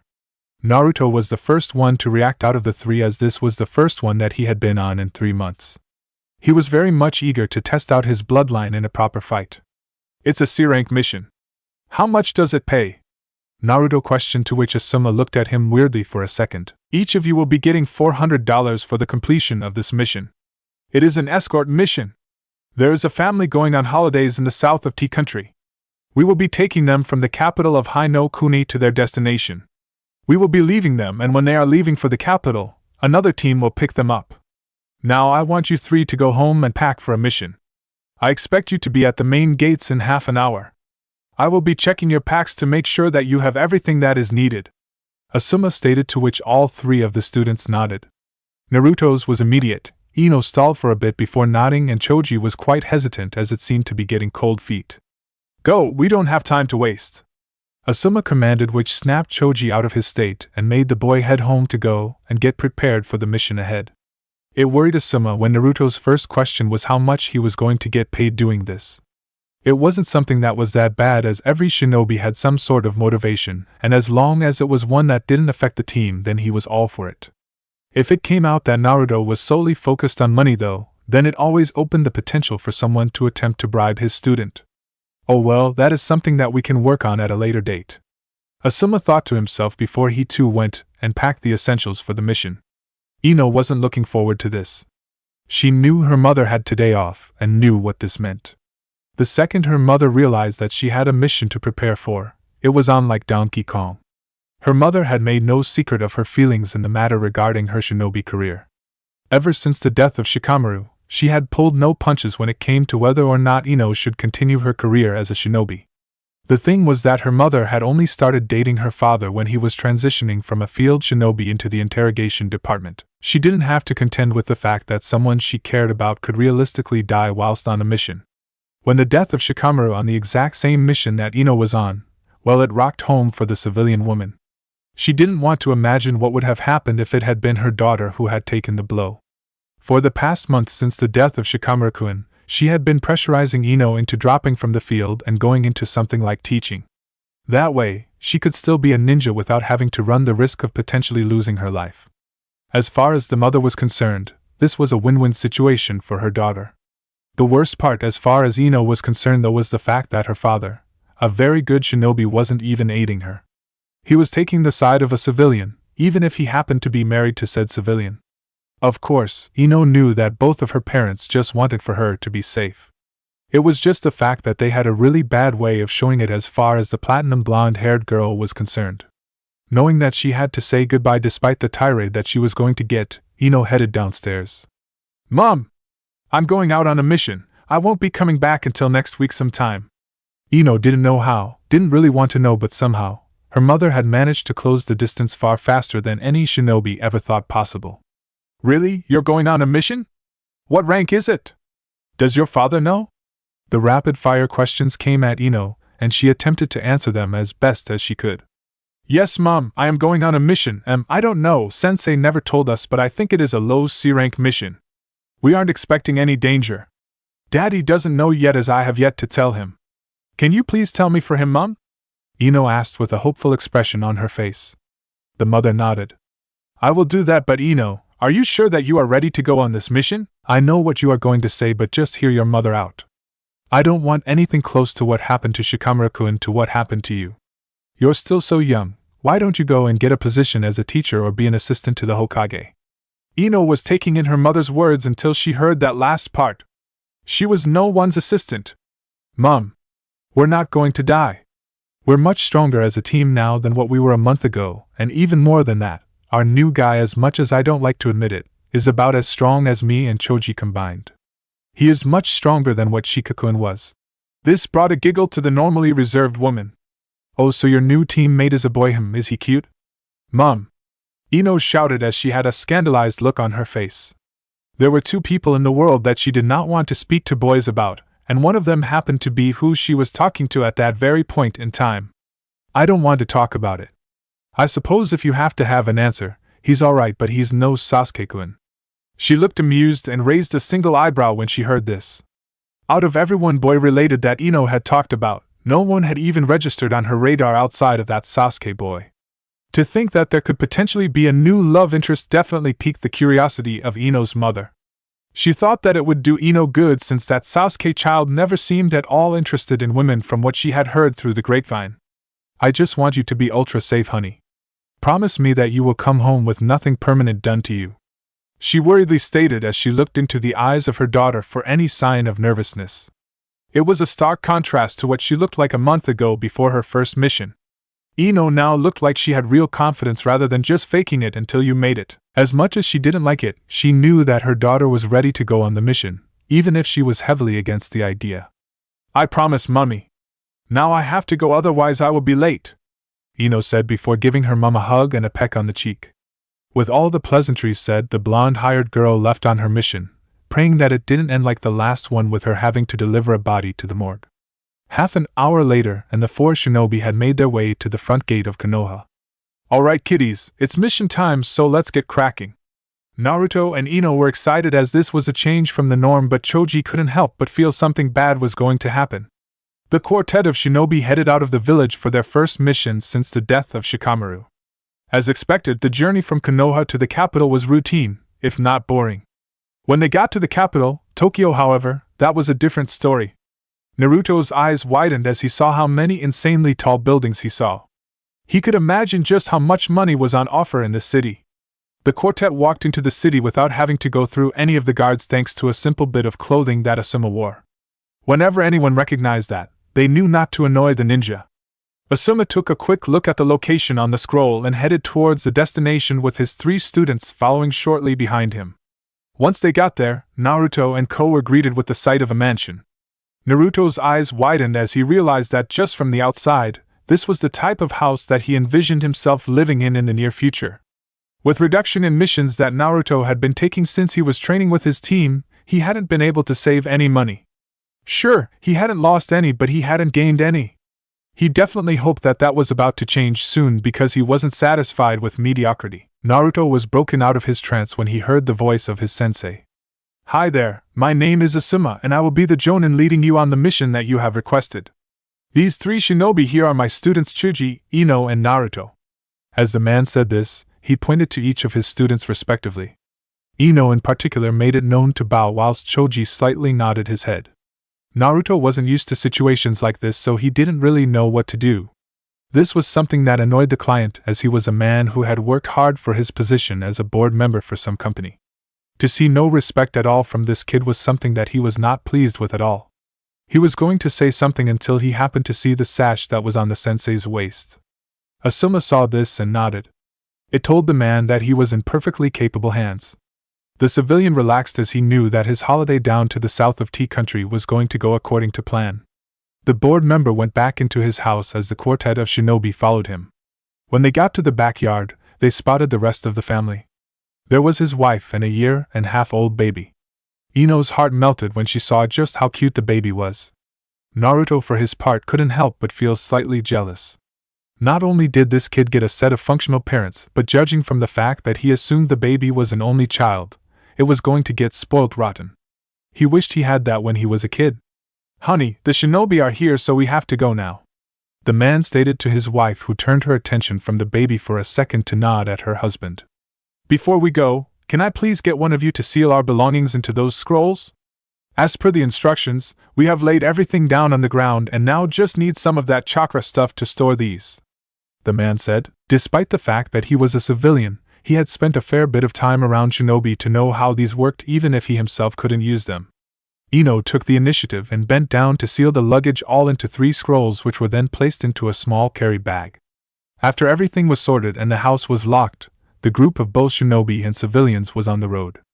So, Asuma-san, how long do you expect this to take? The board member questioned, to which the smoker thought about it for a second. It should only take about 5 days worth of travel time, but since there is a baby, we might have some unexpected time delays. Asuma responded, to which the man nodded. Well, that was fairly uneventful if I do say so myself, Naruto commented as the 4 shinobi made their way back from Tea Country with having completed a successful mission. Sure, a completed mission was the exact same regardless of whether or not there was any form of confrontation. It all went to his mission record, which at the moment stood at a perfect 100%, and he didn't plan on screwing that up anytime soon. He was certain that when it came to the higher-ranked missions, people would go off your history. Naruto wanted all options available for when he became a Chunin. What Naruto didn't know was that he'd get whatever mission was given to him regardless. Kid, you will quickly learn that a mission without conflict is a good thing and you should treasure it, Asuma said after taking a drag from his cigarette. You don't want to see death if you can avoid it, as nothing good comes from it, Asuma wisely stated. Both Ino and Choji nodded in agreement of this, as they had seen firsthand just how bad it could be. Naruto, on the other hand, was slightly different. He had made his first kill before, but he hadn't ever had someone close to him die on the front lines. That was potentially due to the fact that he never really had anyone close to him in the first place, but that was not the point. I know that, sensei. It's just going on missions is the most fun that I get to have. Nothing beats the adrenaline rush you get when you are in a fight, Naruto responded to the comments of his sensei. That's because that feeling is called bloodlust. Don't let it overcome you. Maybe you should try finding a hobby to occupy yourself during your downtime, Asuma stated, to which Naruto seemed to consider the idea. A hobby sounded pretty good for when he was done training at the end of the day. Chapter 4: Dreaming of What Could Be. Ino closed her eyes, waiting for the final blow. The mission that she was on was one that had tested her to her absolute limits at the moment. She was hungry, sleep-deprived, wounded, just about out of chakra. To her surprise, it didn't happen. Instead, Ino had head smack into the hard ground below.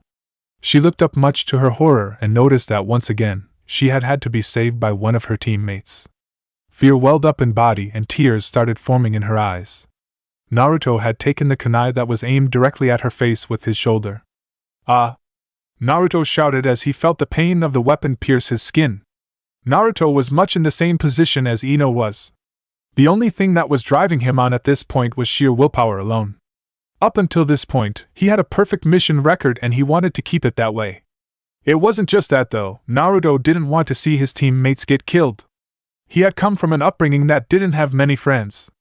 The closest person who he could call his friend during the academy was Rock Lee, but ever since he had become a genin under the tutelage of the guy who needed a pair of large glasses with a fake nose attached to them to go with the cheap disguise he had going on with the eyebrows. Despite the fact that he and Ino weren't on the best of terms, to say the least, she was still important to him. Naruto thought he was just at the point where he was making progress, and in the near future, he might be able to make what he would call proper friends. He didn't want to lose them. "Come on, Ino, we have to get up and help Choji," Naruto said as his will alone pulled him off the ground. Ino quickly followed Naruto when she heard the name of her other teammate. "Ha ha ha, you three genin are nothing against us Chunin," the Kumobikure man stated, which only served to infuriate Naruto that much more. Naruto was cursing himself as he didn't know what to do. He had tried everything that he could think of without using his bloodline. Naruto knew that wasn't supposed to use it, but at this point, he couldn't think of anything else that he could do. The blonde-haired genin pointed his right hand at the enemy. "Go Tenshi Sanan! 5-finger drilling bullets!" Naruto called out and fired all 5 of the bones at the cocky Chunin from Kumobikure, who thought that the fight had already been won. Said Kumo ninja didn't know what jutsu Naruto had just used but wasn't willing to find out how much damage it did. He was surprised at the speed in which the bullets, or whatever they were, flew at him, and since there were 5 of them, it was very hard to dodge them. Unfortunately for the Kumo shinobi, one of the bullets hit him. He very much hoped that his Chunin flak jacket would save him, but it didn't. The bullet tore through the piece of clothing and exited out the other side of his chest cavity. The Chunin instantly dropped. Wheezing sounds came from the man as he panicked and struggled to get any form or air into his damaged lungs. Rage filled the eyes of the Chunin's teammates. They didn't think that some fresh minted genin could create such a destructive jutsu. They watched how their comrade dropped down to the ground and they decided right then and there that playtime was over. It was time for them to kill these genin right now so that they could go and help their team leader against the Konoha Jonin. Naruto was still very much in pain from the kunai wound to his shoulder, got up and did his best to protect his 2 teammates. Choji was already in the land of sleep after having gotten knocked out from the taijutsu user of the group. He put up a brave front, but he wasn't sure how this was going to go down as the Chunin outclassed him in every way. "Naruto, move!" Ino shouted as she went through some hand signs right behind Naruto. The Chunin was rushing towards Naruto, and at the last second, Naruto dodged, which opened up the direct line from Ino to the Chunin. The blonde-haired girl didn't waste any time as she launched her clan's signature jutsu at the enemy. The blonde-haired girl's body slackened and Naruto did his best to catch the body before it fell face first into the ground. Thankfully for the duo, this did not happen, as with a teammate like Ino, Naruto knew that he would never hear the end of it. "Naruto, fire off that jutsu again and I will exit the body when it is too late for him to dodge," Ino shouted as she didn't think that she had enough time to waste in this body. The genin nodded when he heard Ino say this and brought his hand up to fire off the ninjutsu. Before he could successfully do this though, someone punched Naruto right in the jawbone, which sent him flying. It was not lost for the genin of Konohagakure though, as mid-air, while still holding the body of Ino in the other hand, Naruto managed to fire off the finger bullets once more. Naruto fell to the ground as he fired off the jutsu. He didn't even have time to see whether or not his jutsu connected with the enemy, as there was a bolt of lightning coming his way. Naruto scrambled up whilst holding the body of Ino, and just barely managed to dodge the incoming attack. The blonde-haired boy made bones come out around his arm, and the genin used this to block the incoming attack. Futon, Shinkajioku, Wind Release, Vacuum Sphere! A voice shouted out, and much to the relief one genin shinobi, the final enemy that he had been up against, was now dead. It looked like you three could use a hand over here. A new voice stated, to which Asuma grinned as he pulled out a cigarette and started smoking it. I would hate the fact that you are being so calm about this if it wasn't for you having just saved our lives, sensei. Naruto dryly commented as he struggled to stand. But that would ruin the cool guy image that I have going on right now. Asuma replied back tongue-in-cheek. You know, Naruto, you can put me down now. A distinctly feminine voice stated, to which Naruto looked at the girl in his arms. Looking back on this moment, Naruto would have noticed this as the first time that Ino had called him something other than Naruto Baka. Nah. I don't think I will. You're much quieter now than what you normally are. Naruto replied with a bit of a grin on his face. To be honest, he didn't think much of his comment, as he was relieved that the mission was over and that they could call it a success. Ino, on the other hand. Oh, I see how it is, Goldilocks. You just want an excuse to put your hands all over sweet and innocent Ino-chan's body. I mean, I can't say that I blame you, but next time try and use some discretion. There was a smirk on the face of Ino's face as she felt Naruto's body lock up. One thing that the platinum blonde-haired girl had indeed noticed was the fact that one Naruto Uzumaki wasn't as oblivious to the opposite sex as, say, Sasuke Uchiha. She had seen him stare at her a few times, which made her self-esteem skyrocket. When you were interested in a boy that never gave you the time of day, having someone else validate your appearance was definitely welcoming. Up until now, Ino had never bothered to do anything about it. She didn't particularly like Naruto, if she was honest with herself, after the way he said those mean things to Choji. After having realized that it was just to get him out of his shell and to take fighting seriously, Ino had decided to give him a second chance, not that Naruto knew of this, of course. With her teammate having saved her like a knight in shining armor rescuing the damsel in distress, Ino thought that she should make up for lost ground and introduce Naruto to her wonderful personality. Naruto, for his part, went rigid very quickly. Up until this point in his life, he had never really dealt with the opposite sex in a way that was anything other than platonic. The sexual undertones of what he had just heard were a completely different kettle of fish as far as the genin was concerned. Naruto immediately let go of the girl in his arms, who gracefully stood beside her savior. Seeing the positive reaction that she had gotten from that simple comment, Ino wondered just how far she could take this. A smirk appeared on the Yamanaka's face. Thank you for saving me, Naruto-kun. As Ino finished saying this, she gave Naruto a slightly longer than normal kiss on the cheek just to see what reaction he would give. A definite blush appeared on the face of Naruto, as he didn't know what to do. Ino giggled at the reaction that Naruto gave, as did Asuma before the Jonin spoke up. Ino, I think you have tormented Naruto enough today, so how about you go and wake Choji up? Asuma stated, to which the blonde-haired girl nodded and skipped over to where her downed comrade was. She felt bad for how she should have gone to the aid of Choji the second that the fight was over, but this new game that she had of teasing Naruto was something that was just too much damn fun. I'm very proud of the way how you three handled yourself on that mission. They weren't just freshly minted chunin. From what I saw, they were bordering on special jonin. You guys handled yourself really well. Asuma stated, to which two of his students smiled at the praise. Naruto wasn't one of them. Yeah, but we got utterly trounced. The only reason why we stayed in that fight was because they weren't taking us seriously. The only reason we are alive is because they got too cocky, Naruto said with anger. He hated the feeling of being inadequate. He wanted to be a somebody rather than a nobody. Asuma frowned. Naruto, you're only a genin, you can't expect to be fighting up against people like that when you are only 13. Those chunin you three were fighting were at least 20 years old, so they had a lot more time to get stronger than you, but just between us four, I think that you guys will be jonin before you hit 20. Hearing that calmed Naruto somewhat.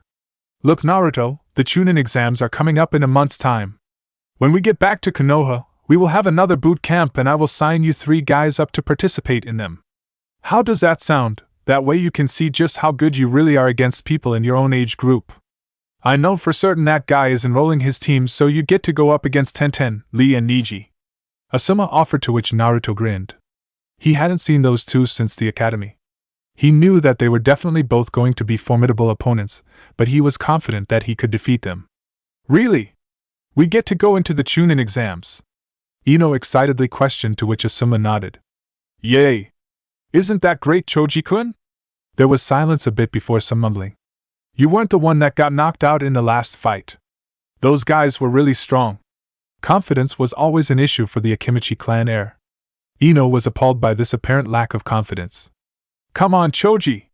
Those guys, as Asuma-sensei stated, were special jonin. Now, I don't know about you, but I don't imagine many other of the people we graduated with would even have the balls to go up against that. After that, fighting other genin would be a piece of cake. Come on, Choji, you're really strong. There was a shy smile on the face of Choji. Thanks for that, Ino-chan, this means a lot. Hey, that's what friends are for, am I right or what? Ino replied back with a big grin on her face as she gave a one-armed hug to her longest friend.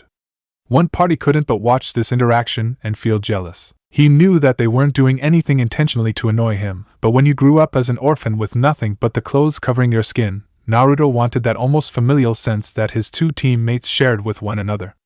Come on, kids, let's head back home, Asuma said, and the group picked up their weapons and headed back to the village hidden in the leaf. What? You were on an A-ranked mission as a genin and Choji was knocked out. Wait until I get my hands on that Asuma, Choji's mother shouted out after she had just heard some information from Ino. Mom, it wasn't like that. We were on a mission to protect this guy's livestock of sheep before it went to auction.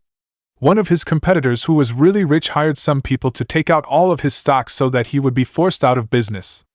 Asuma-sensei deal with his opponent the Jonin and then helped us, Choji stated in an attempt to stop his mother from poisoning his food when the man next came over. He liked Asuma-sensei. Still, you said that Asuma thought that they were Chunin bordering on special Jonin. How did you manage to survive that? Not that I don't think you two are good, but that is a different level. The normally calm and reserved woman that was Ino's mother questioned. When it was her daughter's safety in question, all sense of poshness went out the window. Well, our new teammate Naruto-san is very good. He's better than me and Choji, but that's because he graduated last year and has an extra year on us, Ino quickly stated. A little too quickly. Oh, is that the new person who you thought was cute? A probing question was directed towards Ino, who blushed in embarrassment. This was news to both Choji and his mother. Obviously, there was something that hadn't been shared between the two mothers. Scandalized, Ino responded. I did not say that, Mom. All I said was that he wasn't unattractive. I mean, where do you get these weird crackpot theories? The Yamanaka girl questioned as she pushed some of her hair behind her head. As this was happening, Choji was looking at the girl with an amused expression on his face. Hey Ino, why haven't you told them about he was your knight in shining armor and took a kunai which was aimed directly at your face? The Akimichi attempted to question with his best attempt of an innocent expression on display. The blush that was on the face of Ino only intensified as she heard this. I am so going to kill you after this, the girl mumbled under her breath. Choji merely chuckled. He knew that he was never going to hear the end of this, but it didn't matter as far as he was concerned. He was definitely going to enjoy this. But that coming from you must mean something after all. You never say anything remotely positive about any boy's appearance other than that Sasuke kid. Well, I guess we shall invite him over to have dinner with us. I want to see the boy who is going on missions with my son. You two and Inoichi are more than welcome to come over, as well as I am sure you willing to meet Ino's new crush. The smirk that was on the face couldn't be removed. Whilst the trio of the Ino Shikucho was famous as they had spent a long time together, the wives of the each respective male had spent a significant time together as well. It was so much so that the children felt comfortable calling their friends mom and dad, aunt and uncle. This was why Choji's mother was just as interested in finding out about her goddaughter's potential boyfriend as the girl's mother was. For the first time in a long time, Ino was scared for a situation that had nothing to do with shinobi. As his two teammates were celebrating the fact that they were alive with their teammates, Naruto was not. Instead, he was at the training ground refining his skills to become a better shinobi. The last mission that he had been on was a real eye-opener for Naruto. It was the first ever mission that he had been completely outskilled. Every other mission he had been on was one that went according to plan in terms of the mission rank. Most of his missions had been up against bandits where he had the upper hand. That feeling of helplessness he felt in knowing that his friend was knocked out, and there was nothing that he could do. The only reason why they were alive was because the enemy didn't take them seriously. Naruto knew that one day, there would be someone that wouldn't care if he was a genin or not. They would simply just kill him. That was not an option for Naruto, as he didn't plan on dying anytime soon. There were still so many things that he planned on doing before that happened.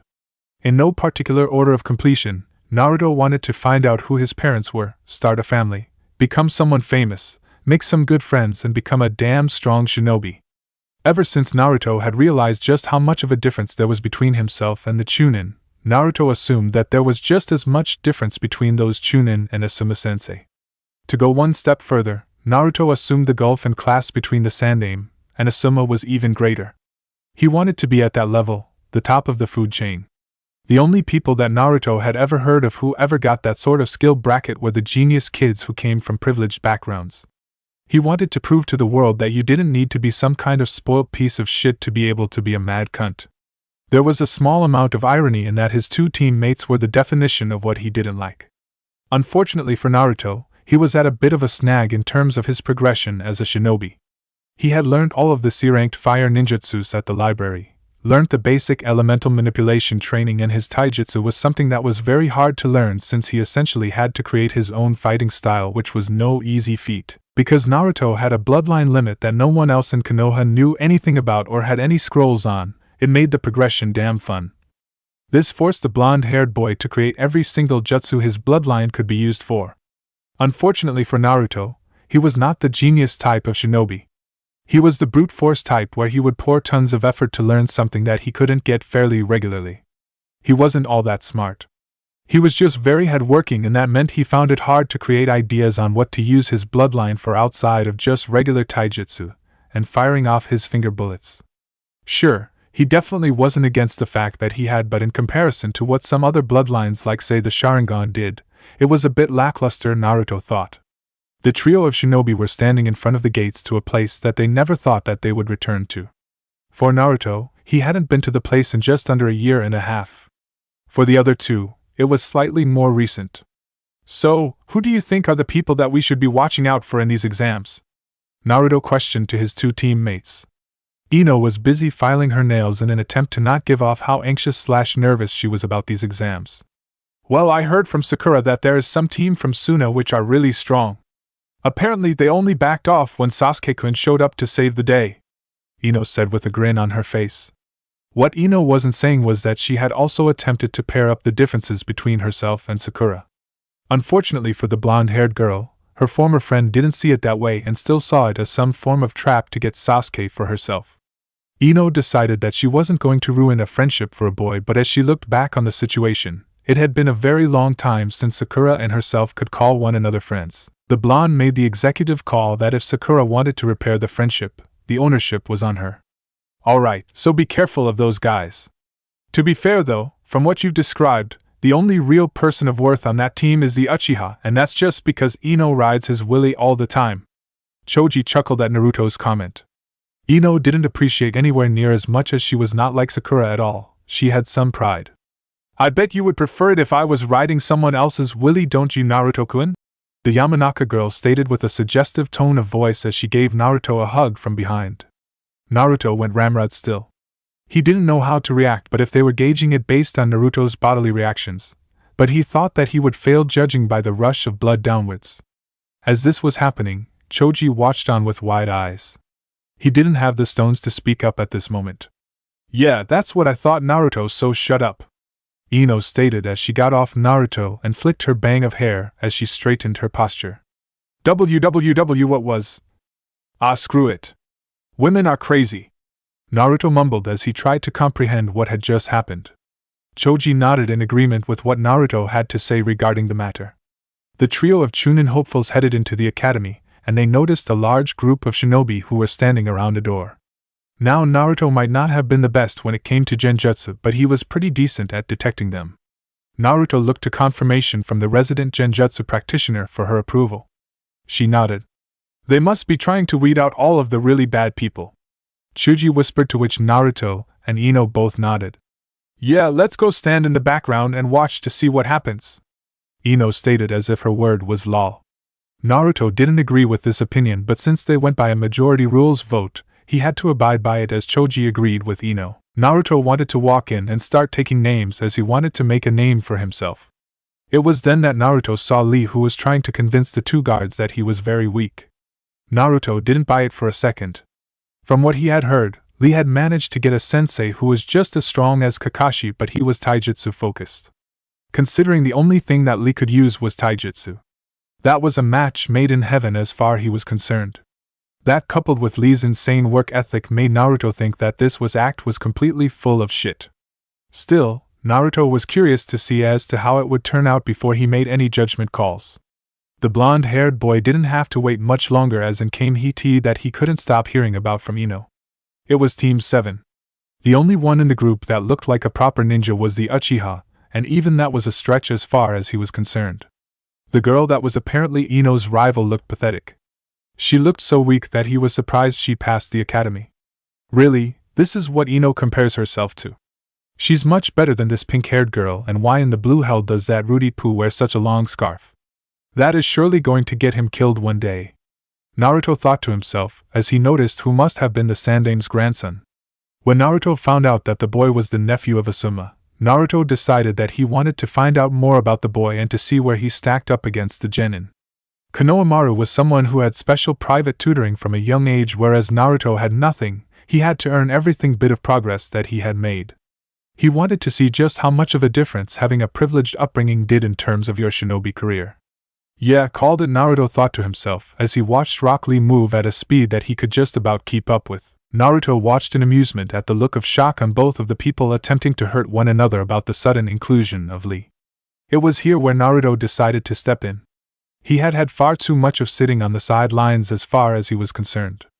Plus, he hadn't seen these people in a long time and he wanted to see them. You know, Niji, I thought that they taught you better at the academy. That's the Uchiha fan on the back of his shirt, so he must Sasuke Uchiha. Naruto said loud enough that the attention was drawn to him as he entered the conversation. Everyone turned around and noticed the blonde-haired boy. Naruto, it's good to see you again. I thought that you stuck without a sensei and a team. How were you allowed to enter? Sure, he may have been right, but Niji had a way with words that only socially inept people could match. Niji, that's uncalled for, you piece of shit. I figured out that faggot's test right from the start, but my so-called teammates failed, so I had to become a genin without a sensei and wait for a free spot to open up. Naruto said with an annoyed expression on his face. His graduation wasn't his fault. Then I am sure that you would like to know just who this team's sensei is then, Naruto. Their sensei is Kakashi Hatake. Naruto's attention rocketed from the 3 genin that made up Team 7 and directed it straight at Niji with a glare on his face. What did you say? As if their sensei is Kakashi team. As if these 3 are his students, they all look like shit. I don't believe you. There was the slightest of smirks on the face of Niji before he turned to Team 7. They're here now, why don't you ask them yourself, Naruto? Konohamaru, not realizing what this guy was so angry about but taking offense to the fact that this guy called him shit, spoke up. Yeah, Kakashi is our sensei. You couldn't even pass Kakashi-sensei's test. Look who the loser is now, huh? Naruto gave the kid a year younger than himself a very pointed glare. You're very lucky that I don't want to disrupt my chances of becoming a chunin, or you would be on the ground as a broken pile of bones. Hey! Watch who you're talking to. Don't you know that he's the grandson of the Sandame Hokage? Sakura shouted out in return, as she didn't like anyone insulting her teammates unless that person was herself. Naruto looked at the girl from head to toe in the most blatantly obvious way. He didn't care if she noticed. Sakura, for her part, felt uncomfortable with the way that this person who hadn't even introduced themselves was looking at her. You're the trashiest of your whole team. You wouldn't even be able to help your teammates if I decided to fight them. Hey! Konohamaru shouted as he pointed his finger right in the face of Naruto. I dare you one more time to say that to her and I will punch your lights out. PFFTT, I don't need to do that. The only person from your team that I was interested in seeing how good they were has just gone and decided to fight Lee. It should be interesting to see how much time it takes Lee to defeat Sasuke. Naruto stated before using the Shunshin to where he had seen Sasuke and Lee walk. This left Sasuke's 2 teammates rapidly chasing after Sasuke to see what all the commotion was about. They arrived in time to see Sasuke with his Sharingan activated getting launched into the air with a right-footed super kick straight to the face. Lee followed this up by undoing the bandages around his wrists and jumped into the air chasing after his opponent. That was until something pinned one of the bandages to one of the walls of the building. What the hell was that? I didn't even see it. Naruto thought to himself, but the scary thing for him was the fact that apparently Lee did, which meant that the boy was obviously hiding his skills. Naruto was content with what he had seen beforehand, as he knew that he could keep up with that speed, but if Lee was hiding even more speed, then Naruto knew that Lee was going to be a real tough opponent. Now Naruto knew that the shinobi world was home to some unique characters, him with his bloodline being one of them, but he didn't expect to see a talking turtle. It was a surprise, but then Naruto eventually realized that it was a summon animal. That made it seem nowhere as special. Naruto was the only one who figured this out, as the Sandame's spoiled brat had not. He thought that the turtle was the team's sensei. Wow. This guy. Naruto didn't know where this guy got his fashion sense from, but it was definitely unique, that's for sure. After a sight that Naruto would never wish on his worst enemy, Guy brought his attention to the three genin down on the floor. Hey, how's Kakashi doing? The trio looked at each other for a second. Wait, how do you know Kakashi-sensei? Sakura questioned, to which Guy smirked, and then with a display of speed which shocked not only Team 7 but also Naruto, who was watching on in attendance. Some people call us eternal rivals, but I'm winning 50-49.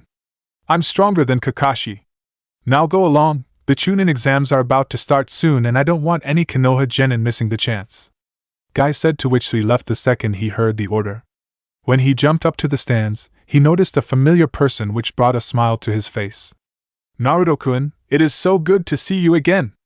If you're here for the Chunin exams, then I can't wait to test my youthful abilities against you as well as Neji-kun. Naruto grinned.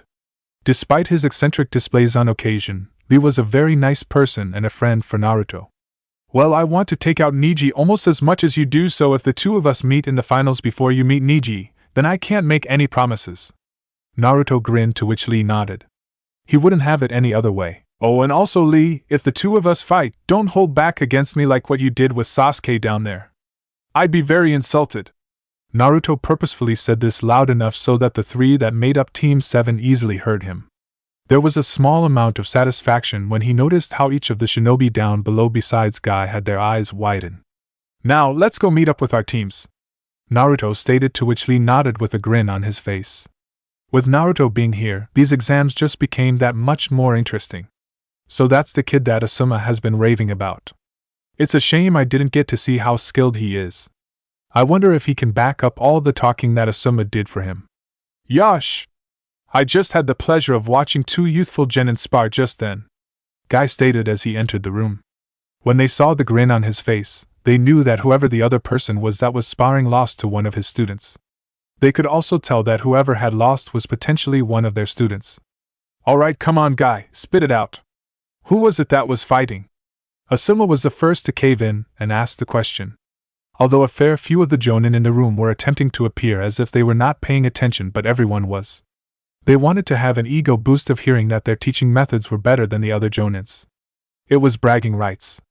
My Rock Lee has defeated Kakashi's Sasuke Uchiha, Guy boldly proclaimed, to knowing just what kind of reaction this would create. Murmurs started appearing everywhere as they thought that the Uchiha was going to be one of the favorites for the whole title. To hear that someone like Sasuke had lost to the dead last of the year above said a lot without many words being spoken. Kakashi attempted to be as nonchalant as possible, but there was a slight twitch in the single visible eyebrow that Guy gained great enjoyment from.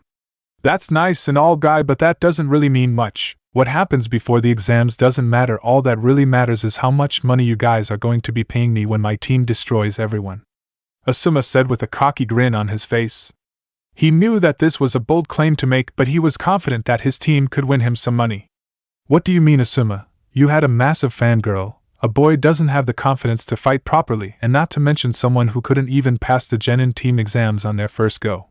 She didn't mean to be rude to her longtime friend, but Kurenai was just stating facts. She thought that Asuma's team was the weakest out of the rookie teams. Asuma noticed that one particular jonin shinobi was paying keen attention to what he had to say. So obviously there is more to the story. That's good. I didn't think he would do it because Naruto was a bad shinobi, Asuma thought as he liked to give Kakashi the benefit of the doubt. Just you wait, Kurenai-chan. You better have Tsunade here for the exams, because any genin who is dumb enough to fight Naruto in a taijutsu battle will die. Once again, that was a very bold claim to make from the Sarutobi, but he knew a lot about Naruto that they didn't know. A small smile appeared underneath the mask of Kakashi. He was happy that someone was saying that about Naruto. It meant the boy was very strong, far stronger than what he would have been with himself. Everyone took note of a statement like that, especially Guy. He wanted to find out what was so darn special about that kid that Lee was talking to. From what he saw, the kid didn't look like anything special. He had a fair bit of muscle, but not as much as Lee. The Chunin exams just got that more interesting. A grin appeared on the face of the green beast. So who's willing to put their money where their mouth is? Asuma spoke loudly, to which multiple jonin started walking towards him. Come on, Naruto, you better not screw this up or I'm going to look like the biggest laughing stock. Chapter 5. And if I would end up happy. Naruto quickly caught back up with his team, who were already in the room waiting for the exam to start. Where the hell were you just then? Ino harshly whispered to the boy. Now that she had the confidence in herself that she could complete this exam, Ino did not want anyone ruining her chances, especially her teammates. Don't worry, Ino, Naruto stated as he brushed off her annoyance and a hint of concern. I was just watching that wannabe boyfriend of yours fight up against the green spandex-wearing guy, Naruto stated, to which he pointed towards Lee. The gossip Munder came back to the forefront as Ino wanted all of the information. Well, don't just stop there, you better tell me how the fight went, the platinum blonde-haired girl demanded with her hands on her hips. Naruto chuckled at how quickly she could change her mind on things. He was definitely going to take great pleasure in telling Ino of this. Sasuke got utterly trounced by Lee and it was glorious to watch. You know, I have no idea what you see in that Uchiha. I mean, it definitely can't be for his fighting skills. What? Oh well, that's disappointing. I thought Sasuke-kun would have improved as much as I have over these past 6 months. Ino lamented. She didn't think it was possible, but part of her crush on the boy was going away as she heard this. Part of the reason as to why he had been such a mystery back in the academy days was because he was untouchable. There was no one in the year that could come even close to matching Sasuke. To hear that the worst person from the year above utterly dominated Sasuke made Ino consider how good was Sasuke, really? She was confident that Naruto was better than the dead last of his year, and what did that say about the rookie of the year of that class? Just how good was he? The doubts that Ino had gotten rid of quickly came back to the surface. Naruto noticed this, and quickly attempted to nip it in the bud. Hey Ino, Choji could have defeated him and so could have you if it was in the field rather than just an empty square room. Trust me, you guys have nothing to worry about. Ino shot Naruto a look of gratitude as she heard his words of reassurance. With that said and their confidence restored, Naruto turned his attention back to the room. He wanted to find the Suna team, who were supposed to be very good, and make a note of them. It was at this point that the loud trio rocked up to the show. They were soon joined by the other rookie team, and it was at this point where Ino decided that she wanted to go and mingle with her other classmates. Hey guys, how's it going? The blonde questioned with a big grin on her face. Sasuke was admittedly surprised at this action by Ino, as he half expected her to go over and hug him to death. This was definitely a surprise. Sakura saw the way that Ino was acting and thought that it was her plan to look like she didn't want Sasuke anymore so that Sasuke would be confused. Well, two can play that game. It's you! Konohamaru shouted as he pointed his finger right at Naruto. What are you doing here? Where is Shikamaru anyway? I bet that lazy ass thought that this would be too troublesome, didn't he? Haha. Konohamaru laughed but then went silent. Everyone other than Team 7 turned away and attempted to make themselves look invisible. Sakura for her part looked scandalized that her teammate could say something so insensitive. Now, normally, Naruto would have spoken up here, but he knew that this wasn't his place. Judging by the way that Chuji was looking at Konohamaru, he knew that his friend wasn't going to be on speaking terms with the Gaki for a long time. Wow, you're the most pathetic person I could ever think of. I didn't think that even you could stoop this low, but I guess I was proven wrong, you scum. Ino hatefully stated as she stared directly into the eyes of Konohamaru. Said brown-haired boy flinched with the intensity that he was being stared at by Ino. What? What do you mean? What did I do wrong? Konohamaru, confused as ever, questioned out loud. Thankfully for Ino's sake, Sakura took over the conversation because she didn't know if tears would fall if those words had to come from her mouth. Shikamaru died on a mission. That's why that guy is on Ino's team. He's Shikamaru's replacement. Sakura whispered harshly into the ear of Konohamaru. She noticed the honorable grandson's eyes widened as he realized the severity of the situation at hand. Oh, I am so sorry, Ino and Chuji. I didn't know. Konohamaru regretfully stated with a slight bow. It's alright, but maybe next time actually think before you open that giant mouth of yours and spew out shit. Ino replied back. She knew that Konohamaru wasn't really a bad person, he was just inept most of the time. There were a few social cues that he still had to learn. Before the trio of rookie teams including Naruto were able to start a dick measuring contest of who was going to be the best, one Genin who was not a part of the group came and entered himself in the conversation. You know, you rookies should stop talking so loudly. All you're doing is painting a target on your backs. A silver-haired man with glasses stated. And who are you? Sasuke abrasively questioned to the man who he did not know. There was a slight bit of shock on the face of bespectacled man, but it was quickly regained. My name is Kabuto Yakushi, and this is my 7th time at the Chunin exams. I always heard these exams were tough. Chuji mumbled under his breath. He wanted to hear what this veteran had to say. Naruto was thinking along different lines. Why did this guy come up to all of the rookies and state that this was his 7th time? What his plan here? Whilst he wasn't tactically smart as say Ino due to her lessons with Shikaku, he was still pretty smart, the area that Naruto liked to think that he exceeded in was street smarts. He couldn't think of a logical reason for this guy to come up to them. There was something fishy about him. Really, then if this is your 7th time, you must know a lot about these exams then. Sakura commented with the hope of finding out more information about what she had gotten herself into. Kabuto merely grinned. Why yes I do. It was at this point that Kabuto pulled out a deck of cards. These ninja cards right here tell me a lot of information on how strong everyone is so I know who to avoid. Since you guys are rookies and all, I don't mind giving out information to help you out. Are there some names of people you want to find out more about? Sasuke was the first to speak up. He spoke with certainty in his voice. Gaara Sabaku and Rock Lee. Not to be outdone, Konohamaru's Sarutobi quickly joined the fray. That blonde-haired guy right there. The Sarutobi stated as he pointed his finger at Naruto. Just because he had heard of Shikamaru's death, it didn't mean that he was going to not take freebies when they were on offer. He didn't like the guy and he wanted to find out what his skills were so he could smash his face in. Everyone looked at Konohamaru with a bit of a sneer as it was a bad thing to do in front of said person. He didn't care though. They weren't going to help him on his quest to become the Godame Hokage. Okay then, well for Sasuke that's easy because he knows their names. Here we go, Rock Lee. It says here that he is weak in ninjutsu and genjutsu, but he is extremely strong in taijutsu. He has been on 10 C-rank missions. Now for Gaara. Since he is someone who is from a different village, I have less information on him. I don't know anything about his abilities, but he has been on 14 C-ranked and 1 B-ranked mission. Here's the kicker though, he has never been injured once on any missions. Everyone took notice of this when Kabuto said this. Naruto looked at Gaara in a new light. He knew that if he wanted to become the best then Gaara was the person that he was going to defeat. The only 2 other people beside himself that he thought could handle something like that were Neji and Rock Lee. Now for you Konohamaru. Since he is a Konoha shinobi, that will make it a lot easier. He is teammates with the Yamanaka and the Akimichi. Here we go. Naruto Uzumaki. It says here that he is proficient in both ninjutsu and taijutsu while satisfactory in genjutsu. His sensei is Asuma Sarutobi and get this, he has been on 7 C-rank missions and 1 A-ranked mission. He has never failed a mission with a success rating of 100%. Even Kabuto was surprised at the fact that this kid here had done an A-ranked mission. Maybe he should inform Orochimaru about this kid as he could potentially be a good host, well beneath Sasuke-kun of course. Everyone that was in hearing range apart from Ino and Chuji turned around to stare at Naruto.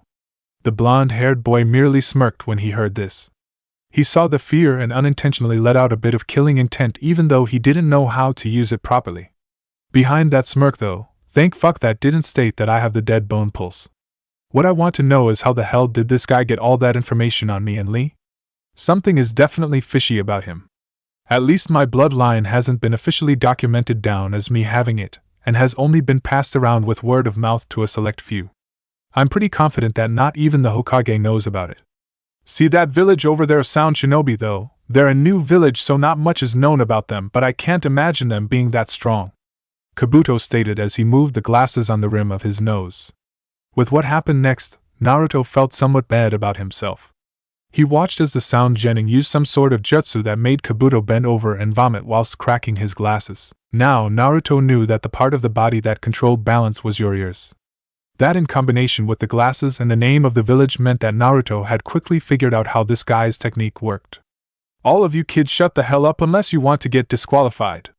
Now that I have all of your attention, my name is Ibiki Marino and I am the examiner for the first exams.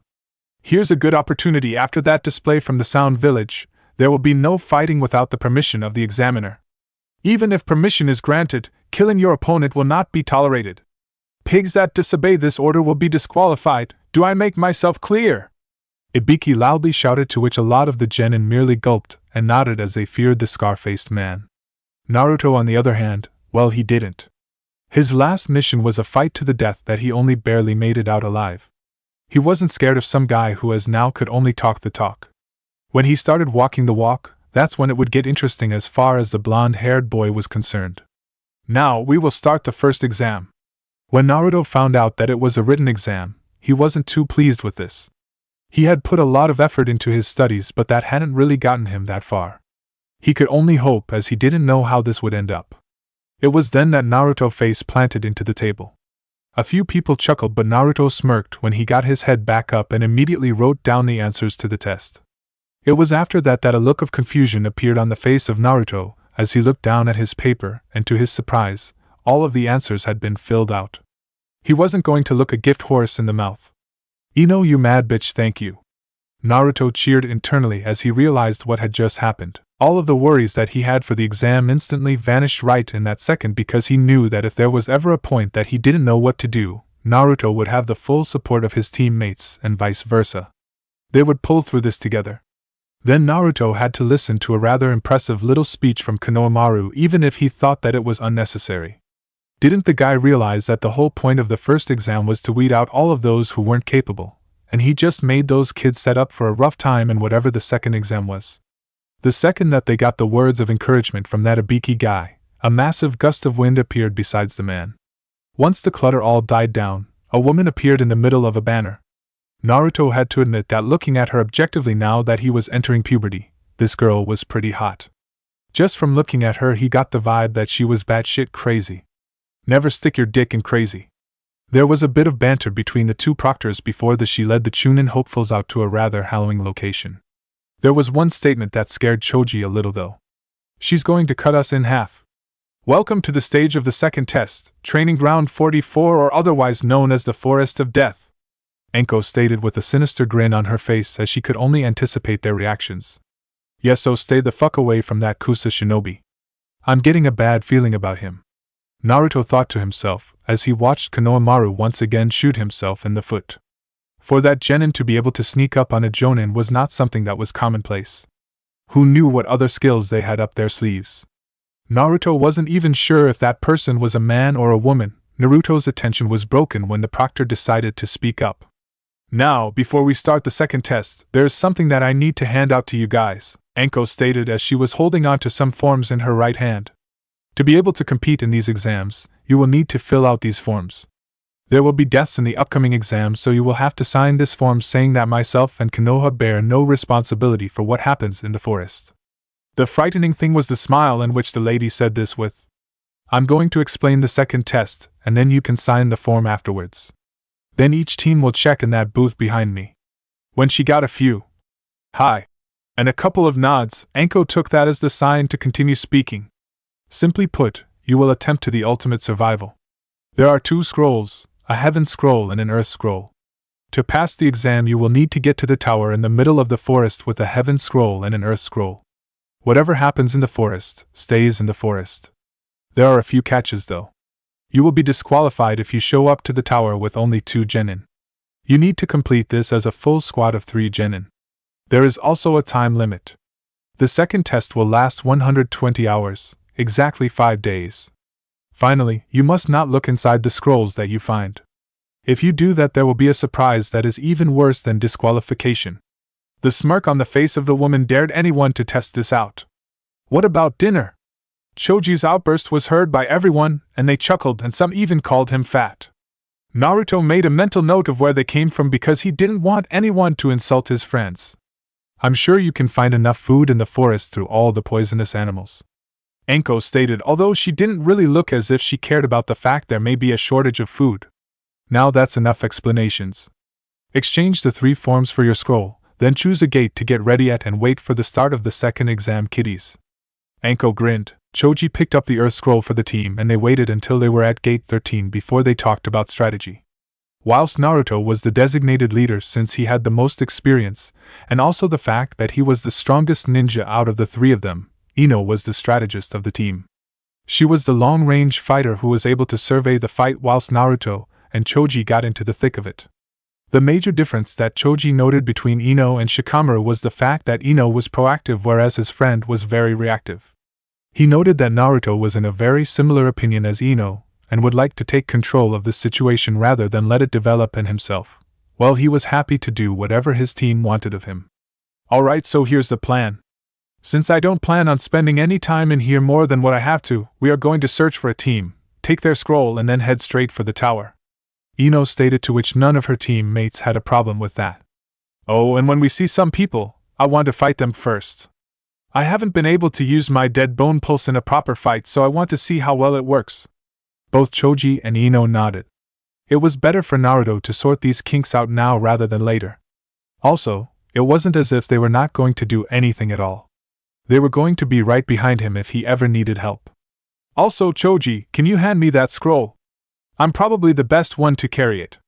All 3 of them knew that Naruto was the strongest out of the group, so it only made sense for him to hold the key to their success. The trio of Konoha shinobi raced out of the gates the second that they opened and headed northeast. Naruto had spotted that the team from Gate 14 was one he thought that were ripe for the taking. During the first exam, the blonde Genin noticed that one of the members of that team was halfway in the process of putting their hand up before Konohamaru had started his speech. Anyone who was like that was not ready for the exams, and that was something that Naruto definitely planned to take advantage of. Guys, I think that they are this way. I don't know how, but I just have this feeling, Ino stated as she veered off in a different direction. Naruto and Chuji didn't question the girl as they knew that gut instinct was one of the most important things that they could rely on. She was indeed right. They spotted a team of Genins sporting the logo of Sunagakure. Naruto didn't waste any time as he leapt from his vantage point in the trees towards the Sunagakure ninjas down below. He didn't waste any time giving the Suna shinobi any extra time to defend themselves. Just because there was a treaty with the village, this didn't stop Naruto from going all out. He had a mission to complete and a promotion to earn, and no one was going to stop that from happening. The blonde jumped from the tree, and it was only at the last second that one of the Genin noticed Naruto, but it was too late. Naruto had a blade form in the palm of his hand as he slammed that into the base of his enemy's skull. Naruto didn't stop there though, as he got in another kill before they noticed. When they did, the final remaining shinobi jumped back and prepared to bring out his fan. Naruto didn't let up the pressure though, as he fired off some finger bullets which pierced the boy's body in multiple locations. Bodies hit the ground, but Naruto didn't take this as a sign to ease up. The final Genin's body bounced slightly as it hit the ground, and as it came back up, Naruto pierced the heart with a bone extending from the palm of his hand. It was no doubt gruesome, but that came with the territory. Ever since Naruto had received the gift of the dead bone pulse, he knew that he would have to come to terms with the fact that he was going to be seeing a lot of blood and death. His bloodline was perfect for killing people, and since it was up close, he got to see all the nitty-gritty gory details. Thankfully for Naruto, his first kill wasn't made with the use of his Kekkei Genkai. He made it with a kunai being thrown when he was filling in for a Genin on another team. The blonde didn't know what it would be like if he had to make his first kill by shoving one of his own bones through someone's heart. Ino and Choji popped down right that second and start pilfering the bodies. As luck would have it, Ino managed to find the heaven scroll that they were looking for. Sweet, now let's head for the tower in the middle. If possible, we won't have to spend a night here in this decrepit forest. Ino cheered with jubilation. Hey, I bet since we got our second scroll so quick, if we make it to the tower as quickly as possible, then there must be some kind of record that we can make our own. Ino grinned. Seeing her name up in lights was definitely something that she wasn't adverse to. Chuji didn't care much about this, but he definitely wanted the comfort of a bed to sleep on, so he was all for moving as quickly as possible. Now let's hurry, Naruto commanded, to which the other two nodded. It was getting darker, with the sun almost having set, that Naruto pulled a bone out of his arm and lit the tip of fire with some elemental manipulation. Naruto passed it to Choji, who was at the front of their 3-man formation. He was so thankful that they knew water walking, as it cut their time drastically. When they got to the tower, Chuji was the one who spotted the entrance, and they all went inside. Naruto briefly wondered whether or not it was the smell of food that led Choji to the entrance. "Well, we made it here with both scrolls, so I think that now we can open them," Naruto commented, to which the other two nodded. When Naruto channeled some chakra into the scrolls, smoke enveloped the room and a man with glasses appeared. "WWW what? But it has only been 1 hour and 23 minutes.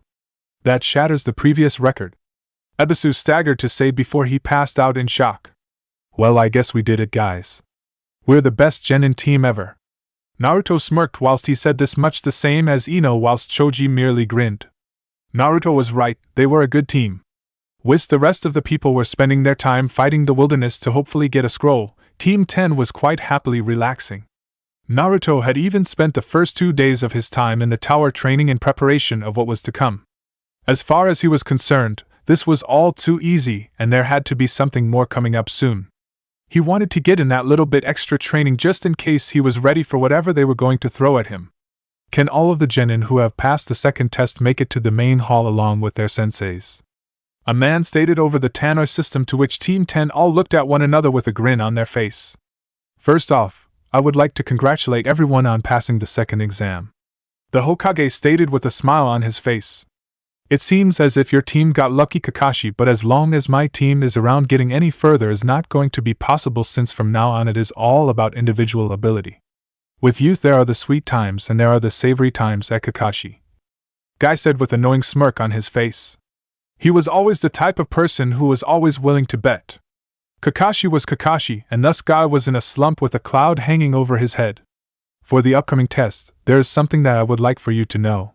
It was at this point that Naruto, if he was honest with himself, he tuned out most of what the Sandaime Hokage had to say. In the end, the only part that he really cared about was the fact that they were going to have some preliminary exams beforehand, which were going to be one-on-one shinobi fights in the pit that they were standing in.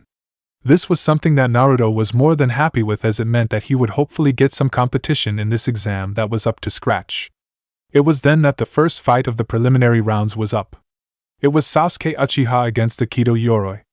Had Naruto not seen the Uchiha fight beforehand, he would have thought that this would be a good marker for the supposed golden child of society and Ino's love interest. He had, though, and that meant that he knew how weak the Uchiha really was and couldn't comprehend why Ino was attracted to someone so antisocial and weak. There was no envy whatsoever, well, maybe a bit actually. From what he saw, though, looking down at the genin, Sasuke looked really worse for wear. He had no idea what had happened to him during his time spent in the forest, but from the looks of Konohamaru and Sakura, it wasn't anything good.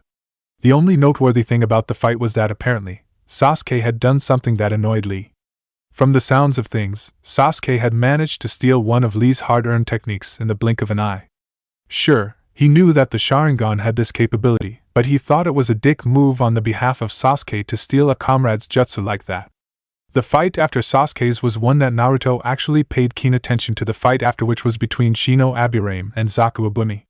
In the end the fight was over fairly quickly, but the kicker that Naruto knew was that if he was in a fight with Shino, then he would win. Bugs didn't like fire. Nothing really liked fire except water. The fight after Shino and Zaku was the first one that Naruto actually paid attention to, as he had a vested interest in, as it was Misumi Tsurugi versus Choji Akimichi. Now, Naruto had no idea just how strong the other Konoha genin was, but he was confident in his teammate. Choji, as long as he was confident, was the strongest genin in attendance. Sure, he may not be the speediest, but if you got hit by him, then a follow-up punch and you were knocked out. The fight between Choji Akimichi and Misumi Tsurugi is now, go! Gekko Hate shouted out, to which Choji got in his stance as his opponent charged at him. Ino watched with bated breath, which quickly turned into shock as she saw the enemy's body modify itself in a very abnormal way. He quickly found himself holding Choji in a choker hold, but unfortunately for the Chunin hopeful, he was up against someone who could easily get out of his hold. "Nikuden Sasha, human meat bullet tank!" Choji called out as he surprised everyone as he went through the hand seals. The big surprise was the fact that he managed to do this with only one hand.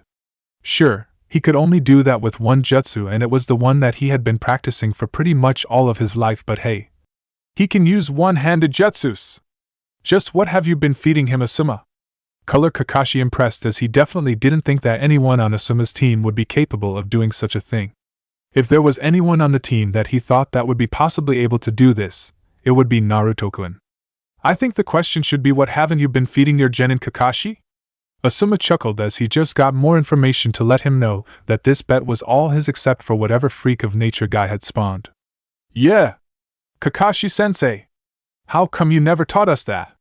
Konohamaru complained loudly, which drew the attention of everyone. Kakashi wisely chose to ignore the comment. He instead focused on how the Akimichi Genin tripled in size before bringing his limbs inside of his body. Misumi attempted to let go, but Choji held on to the boy's arms as he brought his limbs inside his body as he started to spin. Just because Misumi could elongate his limbs and dislocate every joint in his body, it didn't mean that he didn't feel any pain. When you had the weight bearing down on your body with no retreat in sight, it didn't spell anything good. The weight bearing down on him was enough that Misumi attempted to release the hold that Choji had on him, but it was for naught. Choji continued rolling around the room as he wanted to ensure that this victory was his. Choji jumped into the air while still holding on to his opponent, and it was an impressive sight to watch a genin of his size jump so high in the air whilst continuing to keep spinning. He had done this enough times in the past to be able to time his landing so that Misumi was underneath all of his weight when he made connection with the ground. Blood spurted out as Misumi had coughed up a large amount of blood with the multiple breaks in his ribs from the impact. Chuji ended the jutsu and looked down at the damage he had caused. He didn't like doing to anyone, especially a Konoha shinobi, but unfortunately, things like this happened in the ninja world. Doctors raced out onto the arena as the proctor called an end to the preliminary fight as the damage done was by far too much to come back from. The fact that Misumi didn't even attempt to move to a standing position just went to show how devastating the Akimichi clan could be. Nice one, Choji! Naruto complimented his friend as he came up the stairs with a massive grin on his face. Ino nodded as she definitely agreed with what Naruto was saying. Yeah, you did heaps good, Choji-kun. See, your confidence and willingness on missions is getting better. Soon you're going to be better than Naruto over here, Ino said with a teasing grin on her face as she turned towards Naruto. Pfft. Please, sure, Choji is improving, but so am I. I haven't shown you guys all of my tricks yet, and anyway, Ino, he's already ahead of you, so I think that you better step up your game, princess. Whilst Naruto meant to say that in a condescending tone of voice, Ino took the word princess as a compliment. She grinned because she wasn't used to getting compliments from people that she hung around. Choji and Shikamaru never complimented her on her appearance, and the less said about Sasuke, the better. Naruto was different though. He was willing to say whatever was on his mind, so she took this as a good sign. Sakura, who was watching on from a vantage point, looked on with unbridled jealousy. She didn't know what Ino's game was in her attempt to finally win Sasuke over, but whatever it wasn't going to work. It wasn't that which Sakura was jealous over. It was the fact that she was getting complimented from her teammate. Sakura never got any of that from Konohamaru, and that combined with the way how harshly Sasuke Uchiha always refused her offers of a date left the girl with a whole host of insecurities. Just for that I am going to shout the team lunch after this exam is over and the three of you have made it to the final round, Asuma said with a smirk on his face. To be fair, he wouldn't be paying for this meal out of his own money. He would be paying for it with the winnings of all the bets he had taken. His students didn't know this, but then, what they didn't know wouldn't hurt them. Konohamaru for his part couldn't help but look on with jealousy. He saw the way his uncle was treating his students, and that was completely different to the way that Kakashi treated Sakura, Sasuke, and himself. It wasn't just that though. From the time he spent in the academy, Choji was nowhere near as good as him, and yet after that performance, he had greatly reduced the gap between them. Konohamaru still liked to think that he was stronger than Choji. Who knew how long it would be before Choji would overtake him? The Sarutobi couldn't let that happen, as he had a dream to complete. His dream was to become the 5th Hokage of Konoha, and that wouldn't happen if he wasn't getting stronger. Konohamaru wasn't the only one feeling jealous. Sasuke Uchiha was feeling the exact same emotions as his teammate, even though he hadn't seen Choji fight.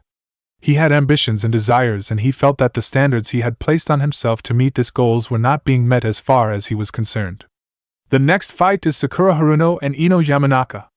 The difference was stark, as one looked supremely confident, and the other was looking slightly nervous. That nervous was only exacerbated when she noticed that Ino was getting encouragement from her teammates whilst she was getting none. Kakashi wasn't that type of person. Sasuke was out, and Konohamaru didn't particularly like her after all the times she had said that he was trying to be like Sasuke. Hajime, Gekkei called out as he watched the match start. Banshin no Jutsu, Clone Jutsu. Sakura called out as she made a clone either side of her. Ino didn't bother moving as she started going through some hand seals. I know those hand seals, Sakura thought to herself as she saw what Ino was doing with her hands. Knowing what the jutsu was, Sakura dodged out of the way as Ino went through the final hand seal. Heh. All that talk and Ino is still just as bad as she was at the academy. I can't believe that I thought that I was nervous about this, Sakura thought to herself with a triumphant grin on her face. That was until Ino quickly changed the hand seals and went and launched a completely different jutsu. It was a genjutsu, and it only took 1.5 seconds for Sakura to realize what had happened, but that was enough time for the Yamanaka girl to be able to go through yet another jutsu with quick hands. This one was the one that Sakura had originally thought that the blonde was going to use. By the time that Sakura had managed to break herself out of the genjutsu, she had already been hit by what made the Yamanaka clan so famous. She did all this without even having to use the backup plan. Thank fuck for that, Ino thought as she would like to not have to cut her hair off. Proctor, I forfeit, Ino stated as she was inside the body of her former friend. The winner of this fight is Ino Yamanaka, Gekkei stated, to which Naruto grinned as he watched his teammate succeed. This meant that all of Team 10 would pass as long as he managed to win his fight, which was something that he was more than confident of achieving. Whilst Asuma was proud of what his only female student just accomplished, he was counting the money that he was no doubt going to win. Yes, today was a good day. The next fight will be between Naruto Uzumaki and Kankuro Sabaku. Fighters, take your place, the proctor stated, to which a lot of the senior eyes, including one Orochimaru who was in disguise, were keenly watching to see just how good Naruto was. Kabuto had told him earlier about the fact that the boy had managed to complete an A-ranked mission as a genin and had a 100% mission success rate. Any genin who could put that on a resume was definitely something that had merit and was worth investigating. If it wasn't for young Sasuke Uchiha who had the Sharingan, this child could very well have been his host. Kakashi also had a keen interest on the match as he wanted to know just how strong his sensei's son was. To this day, Kakashi didn't regret for a second not becoming Naruto's sensei, but there was always going to be a part of him who wanted to be there as the boy's mentor. From the skill that Naruto had shown when he took his genin exam, the boy was quite skilled and could become a good jonin if he put the effort into it. Out of all the people watching, though, none were more interested in finding out just how skilled Naruto was. Whereas Kakashi and the other jonin had to hear about Naruto for all of about 2 weeks thanks to Asuma's betting, he had to listen to his son rave about the boy for 4 months.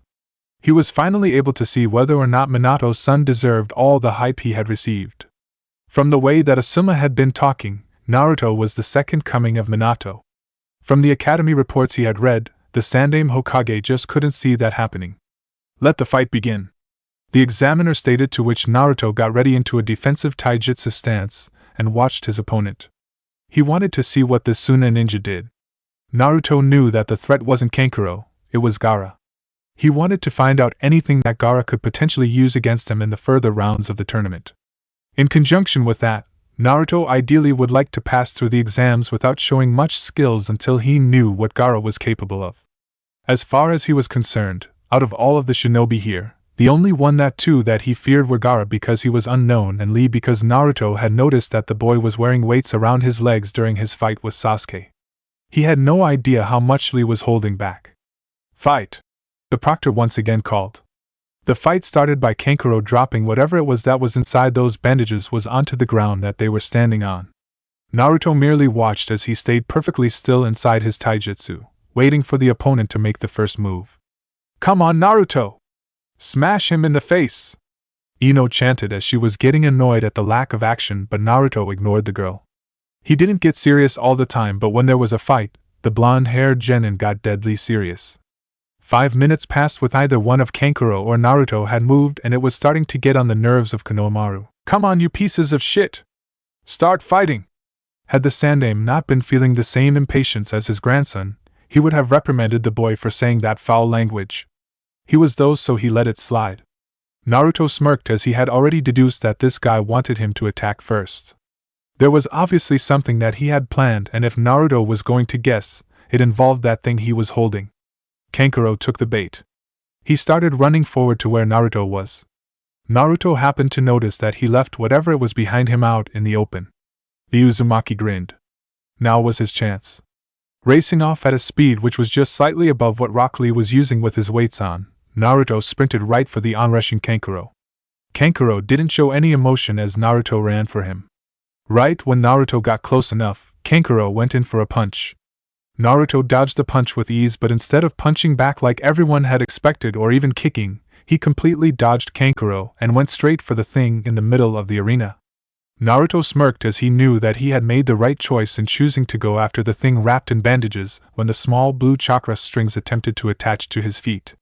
Fortunately for Naruto, he was moving at a speed that was far too fast for Kankuro to keep up with as he zigzagged towards his goal for the Suna shinobi to be able to latch some strings. When he realized that it was too late to attempt to use chakra strings to trip Naruto, the boy broke out of the disguise he had been hiding in and prepared for a taijutsu fight with Naruto. All of the Jonin were impressed. Naruto had managed to completely take the puppet right out of the fight and isolate the puppeteer. He was definitely in the driving seat now. Not content with the advantage that he had made of himself, Naruto pressed forward and delivered a devastating punch to the face of Kankuro, who staggered back a few steps as he attempted to regain his balance. Naruto's knuckles were pretty damn white as the boy had brought the bones right to the edge of coming out of his skin, but not just so he could inflict more damage. The sound of a jaw cracking was a sound that everyone in the room bar Orochimaru and Kakashi winced at. It definitely sounded like Naruto could pack a lot of force behind those punches when he wanted to. Naruto quickly followed this up with another punch to Kankuro's stomach, which made the Suna shinobi bend down in pain. Once again, Naruto didn't let up as he gave a devastating knee right to the already broken jaw of the enemy, which sent the genin flying up into the air. Just because he was confident that he had already won, that didn't mean that he was going to let up. Naruto wasn't going to stop pressing the advantage that he had gained until the proctor called this match over. Naruto jumped into the air in chase of his opponent. When he got to his opponent, Naruto wrapped both his arms and legs around the body of Kankuro. The unfortunate part for Kankuro was the fact that he was upside down, with Naruto having wrapped his legs were around his chest and his arms around his abdomen. What this meant was that all of both Naruto and Kankuro's weight was on his head and neck. No matter who you were, this spelled trouble for anyone, whether you were Kisame Hashigaki or a no-name random genin. It was the type of attack that you had to get out of unless you wanted serious damage done. Naruto wasn't the only one who knew just how much damage this could do. Baki, the sensei of the Suna team, launched himself into the fight. Naruto saw this out of the corner of his eye and released Kankuro from his hold and landed on the ground safely. Baki for his part caught his student to save him from any further damage. "Don't think that I won't forget this, Uzumaki," Baki crisply stated before he personally took the son of the Kazekage to the hospital. Gekkei merely rolled his eyes. If the guy wanted to start something, then he was stupid. The Suna ninja here, even if they were allies, were at a supreme disadvantage, and Konoha would be willing to fight back. From what he had seen, that Naruto kid was more than capable of handling himself should a situation arise. He got the feeling that Naruto was holding a fair bit back. That was the thought shared by many people, none more so than the Sandaime Hokage, as he resigned himself to the fact that he was only going to find out the full extent of Naruto's prowess during the finals. Little did he know that it would be too little too late. Chapter 6, I Would Pray. With the preliminary round of the Chunin exams out of the way, it was now time for Team 10 to make their way to the barbecue place that they frequented. As much as Naruto wanted to celebrate for the right reasons, there was something that was plaguing his mind. He knew he should be happy at the fact that he passed and was now headed to the Chunin exam finals, but after witnessing what had happened to his friend Rock Lee, Naruto couldn't bring his spirits up. He had just watched his friend get absolutely crippled to the point where he was certain that he would never be a ninja again. The only saving grace for him was that at least he was still alive. Although, to be fair, if it was Naruto in Lee's position, he would have requested death, as being a cripple for the rest of your life was not a life worth living. Seeing what his student was going through, Asuma decided to try and cheer the boy up. "Hey Naruto, Konoha has the best medical program in the world, so if anyone can fix up Lee, then we are going to be the ones to do it. Anyway, try not to think of that, because the more you do, the more you are going to wallow in your thoughts, and that benefits no one. What you need to do now is move on as quickly as possible and make sure that you are strong enough to prevent that from happening again," Asuma wisely stated, to which Naruto nodded. His sensei was right. Nothing positive was going to come from thinking about the injuries that Lee had sustained. "So sensei, how are we going to go about my training for the finals?" I mean, Lee was so fast that I couldn't even follow him, and yet he got owned by Gaara. Just saying that Suna Shinobi's name brought distaste to Naruto's lips. He didn't like the boy at all. I mean, sure, I have more than just taijutsu, but how am I going to break through that sand? Asuma couldn't help but chuckle. Don't you think you're getting a bit too far ahead of yourself, Naruto? You would only face Gaara in the grand final. Who is to say that you would even make it that far? You have to beat the Uchiha in the first round, and then you have to face the winner of either my nephew or the Hyuga kid. Don't get too confident, Gaki. Naruto looked affronted. Hey, it's not cockiness if you can back it up, Asuma-sensei. You saw the Uchiha though, he looked really weak and I could destroy him. The only thing that I have to watch out for is his Sharingan, and casting a genjutsu on me. Outside of that, there is nothing that he can do to even come close to me. Naruto paused for a second. Plus, I can beat Neji easily. Sure, I will let him hit me once just so I can grab a hold of him. I'd like to see his Byakugan go up against getting drilled in the face with a bone spear. As much as he knew he shouldn't stroke the ego of his student, watching the boy display all this confidence was something that Asuma enjoyed. Haha, what makes you so sure that you would be facing Neji? I mean, there is Konohamaru after all. Naruto started laughing. Come on, sensei, you need to learn how to say better jokes. Oh wait, sorry. Naruto awkwardly chuckled as he realized that the person who he was talking about was indeed his sensei's nephew. He was so shit during his fight that he could only win by taking a fart in someone's face. Now I don't know about you, but to me, that doesn't say skill, that just says that he won by pure dumb luck. Asuma definitely agreed with Naruto there in that Konohamaru definitely didn't have the most impressive showings in the preliminaries, but the one thing that did impress him was that the boy had the will and desire to give up no matter what the situation was that he was facing. Also, there was something off about Konohamaru. He couldn't quite pinpoint it, but Asuma would guess that it had something to do with the seal. Well, he will definitely be much stronger in a month's time, as he will be getting training from both Jiraiya of the Sannin and the Sandaime Hokage. You better not slack off, or he will become better than you with those two people training him. Asuma internally chuckled when he saw the wide eyes of Naruto. He chuckled as he knew that for someone like Naruto, seeing someone weaker than him catch up meant that he wasn't working hard enough. To someone like Naruto, where all of his success had come from hard work and dedication, this was a massive insult to his character. Naruto vowed that he wouldn't let Konohamaru come even close to matching him. Well then, let's get started on my training right away then, Asuma-sensei. I have to be the best. Naruto stated as if it was a fact.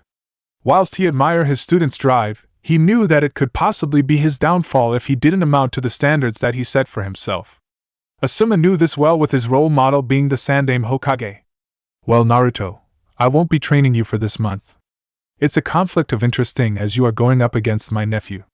Just when he saw the face of Naruto drop and his head start to hang, Asuma grinned and continued on speaking. But someone else is more than willing to train you. This person is not someone you want to get on the bad side of, and it would be very beneficial for your career if you got on his good side. So don't get on his bad side. So he must be really strong and stay on his good side. That must mean that this guy is pretty high up in the political side of things. If he is high up there, he is either a clan head or an old war veteran who is retired from the front lines. He could also be a member of the ANBU, but I doubt that. Got it. What should I expect from this guy and how should I prepare myself? Naruto questioned. Obviously, whoever this guy happened to be, he was going to be a good shinobi, that much he was certain of. He wanted to make the most of his training with the person so he could incorporate it into his training with Asuma-sensei. He probably wouldn't get to train with this person all that often, so that he would have to make the most of the situation. Well, let's just say that he is very strict and prepare yourself for anything. The cryptic message that Asuma was the last that the Sarutobi man gave on Naruto's trainer. For now though, Naruto, just relax and spend some time with your teammates. Tomorrow you will start your training at 9 a.m. on the dot at this location. Asuma stated, and he handed a piece of paper to Naruto. The blonde-haired boy nodded. It would be good to have a rest day for once. I see, Asuma told me that you had a fixation for chocolate milk. A voice stated, to which Naruto turned around in shock. Whoever this person was damned good, as Naruto couldn't even detect a hint of someone approaching him. The genin rapidly turned his head around and looked at who his supposed sensei was. The man in front of him was not what Naruto expected. For starters, he was holding a walking stick and half of his body was covered in bandages. The other half was covered in robes. Pretty much the only thing that Naruto could actually see of this man was half of his face. You're not what I was expecting," Naruto stated without thinking as he took in the appearance of his apparent sensei. Naruto quickly realized just how this could sound and winced slightly. If the man was affected by this statement, he didn't know it. "Tell me then, Naruto, what were you expecting?" Danzo curiously questioned. Naruto didn't miss a beat. "I admittedly kind of thought that my sensei was going to Shikaku Nara." Now this got Danzo thinking as he wondered why Naruto would think that Shikaku of all people would be his sensei. "Why do you think that Shikaku would be your sensei?" Danzo questioned. It wasn't so much the answer that Danzo was looking for. He wanted to find out the thought process behind the decision. "Well, Asuma-sensei said I should be very wary of my sensei, so that must mean he is very strong, probably either an elite jonin or bordering on one. Then he also told me that you were the type of person who you wanted to stay on the good side of, so then that must mean that you are in a position of power. Since I'm a shinobi, that probably means the council, since that is my chain of command. When I combined these two traits, I came to the conclusion of a clan head. With Choji, Ino, Niji, and Shino all having passed the exams, which meant that the two clan heads to choose from were either the Inuzukas or the Naros. Considering I took the place of Shikamaru after his son died, I thought that he might take an interest in the person who had replaced his son." Danzo, whilst he didn't say it, was very impressed with the reasoning that Naruto had provided. "Oh, I thought that Asuma would have mentioned the fact that you were going to be getting trained by the person who trained him," Danzo merely stated, to which Naruto's eyes widened. "Oh, so you're Danzo Shimura. There was no picture of you in the books that I was reading, so I didn't know what you looked like." When Naruto said this, Danzo once again pressed for answers. He wanted to find out as much about the boy as he could so he could make his plans best suited for Minato's son. "What did those books say about me?" "Well, they said that you were once vying for the position of the Hokage. You were routinely going on missions with the Shodaime and the Nidaime Hokages.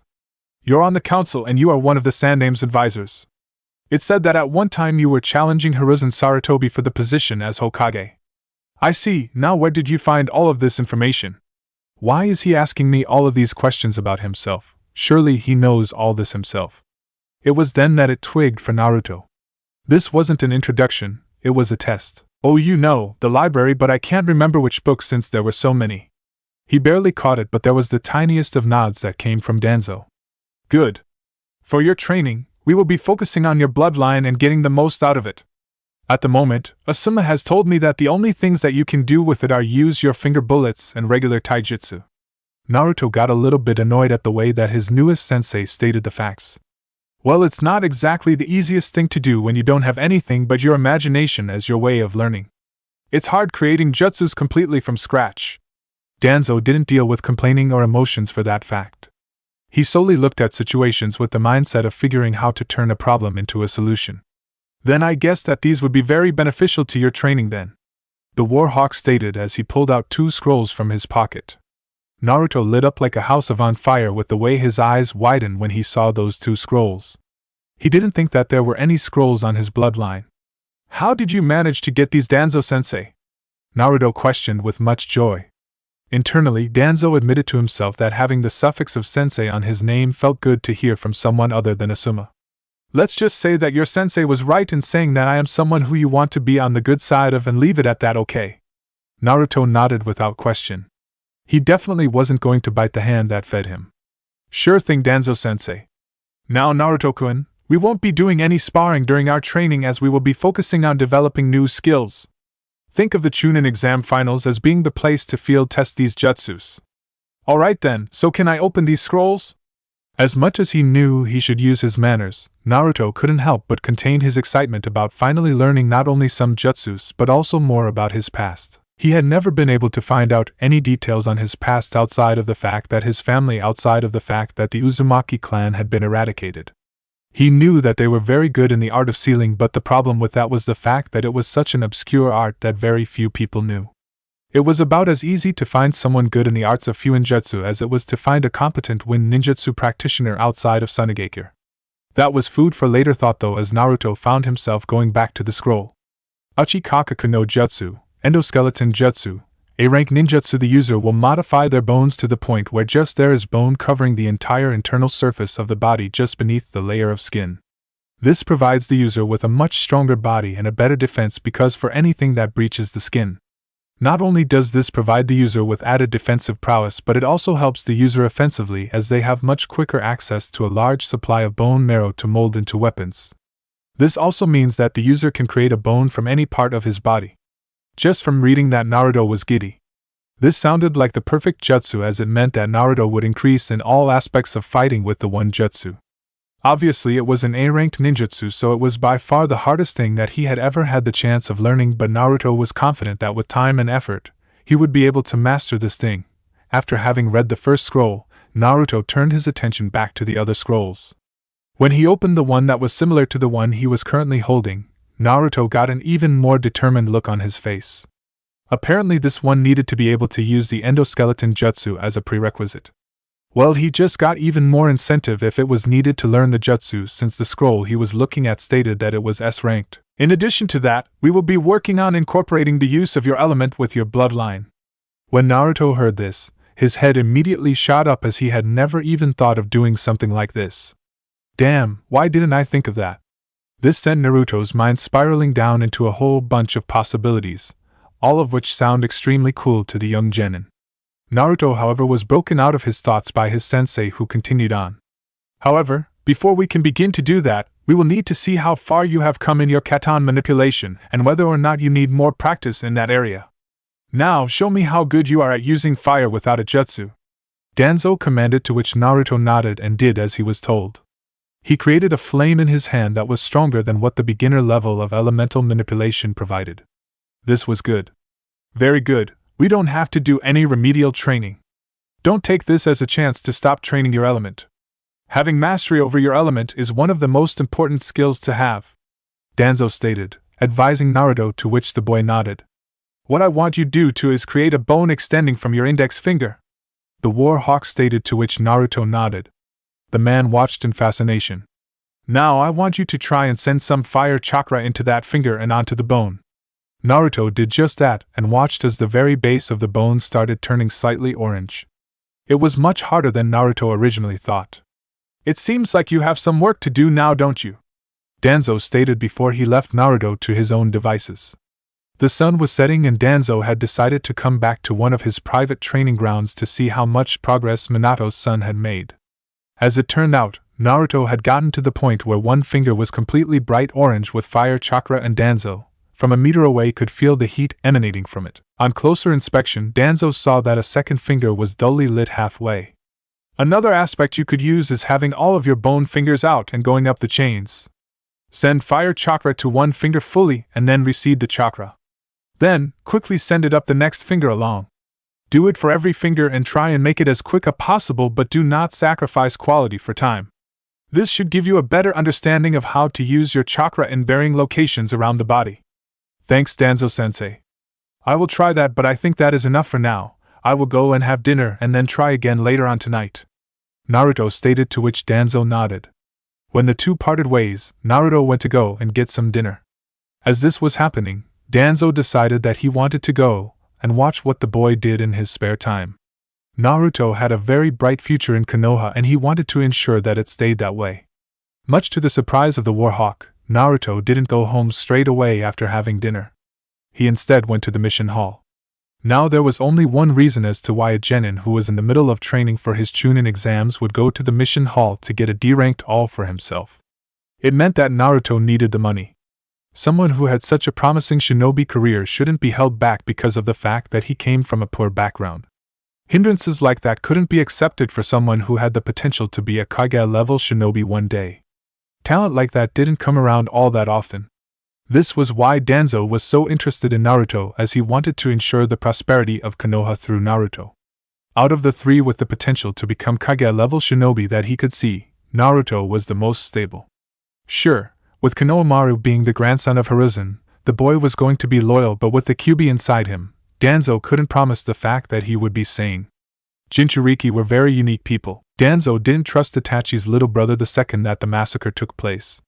Once the boy found out just what they had done, he would no doubt want to get revenge, as that was all he ever spoke about. He would merely change his target from Itachi to Konoha. Naruto, on the other hand, was young and without any role models outside of his own student. This meant that he could mold the boy into what Konoha needed. It would be much harder to work with Seikanomaru or Sasuke. All he had to do was find out what Naruto held important, and get on the boy's good side by giving him a favor or two. Once that would happen, Naruto would be ingratiated to him, and the cogs would slowly start turning from there. Ever since Itachi had left the village, there had never been a bona fide Kage-level shinobi. Kakashi was the closest that they had, but as far as Danzo was concerned, he wasn't skilled enough to be at that level, he was just on the level below it. Whilst Konoha was definitely strong now, it desperately needed to plan for the future as himself and Hiruzen were not going to be around forever. That was why it was imperative that Naruto became the best that he could be, because after all, there was the invasion that was coming soon. Tell me, Naruto, what motivates you? Why do you strive to be a good shinobi? Danzo questioned to the young boy as he finished his training session and the two were sitting down on a park bench. Money! Naruto didn't need to expand on that, he felt. Money was the sole reason why Naruto was motivated, as money bought all of the things in life that he ever wanted or thought that he wanted. Of course, Naruto knew that money didn't buy happiness, but he would rather cry in a mansion than a cardboard box. Danzo nodded. Being a shinobi was definitely a profitable profession if you were good at what you did. It was also something that he could use to manipulate Naruto how he wanted, given the boy stated his weakness so openly, but it was concerning for Danzo and his plans. Is that all? That is very selfish, Danzo stated, to which Naruto immediately turned around and faced him. Danzo's hard stare didn't lessen with Naruto looking at him. Naruto could tell that Danzo was looking down on him. He didn't like that one bit. Over the short space of time with his newest sensei, he liked the old man. He was very serious, but you at least knew where you stood with the man, as he never pulled punches. Naruto was never one to say no to a role model, as he didn't have many people in his life that he could turn to for advice. Asuma was a boon for that, as the man would always ask any questions that Naruto fired his way. Danzo was much the same, although he wasn't kind like Asuma, but from the time that he had spent with him so far, Naruto knew him to be fair. If you put in the hard work, you would get the rewards at the end. If I was in your position, financial incentive definitely would be one of my forms of motivation, but it would not be the sole form. Tell me, Naruto, don't you want to get stronger so you can protect your comrades, to prevent them from dying? Danzo stated, and he knew that Naruto had never thought of it this way, judging by the way that his eyes moved recently. Naruto never had anyone other than himself to care about.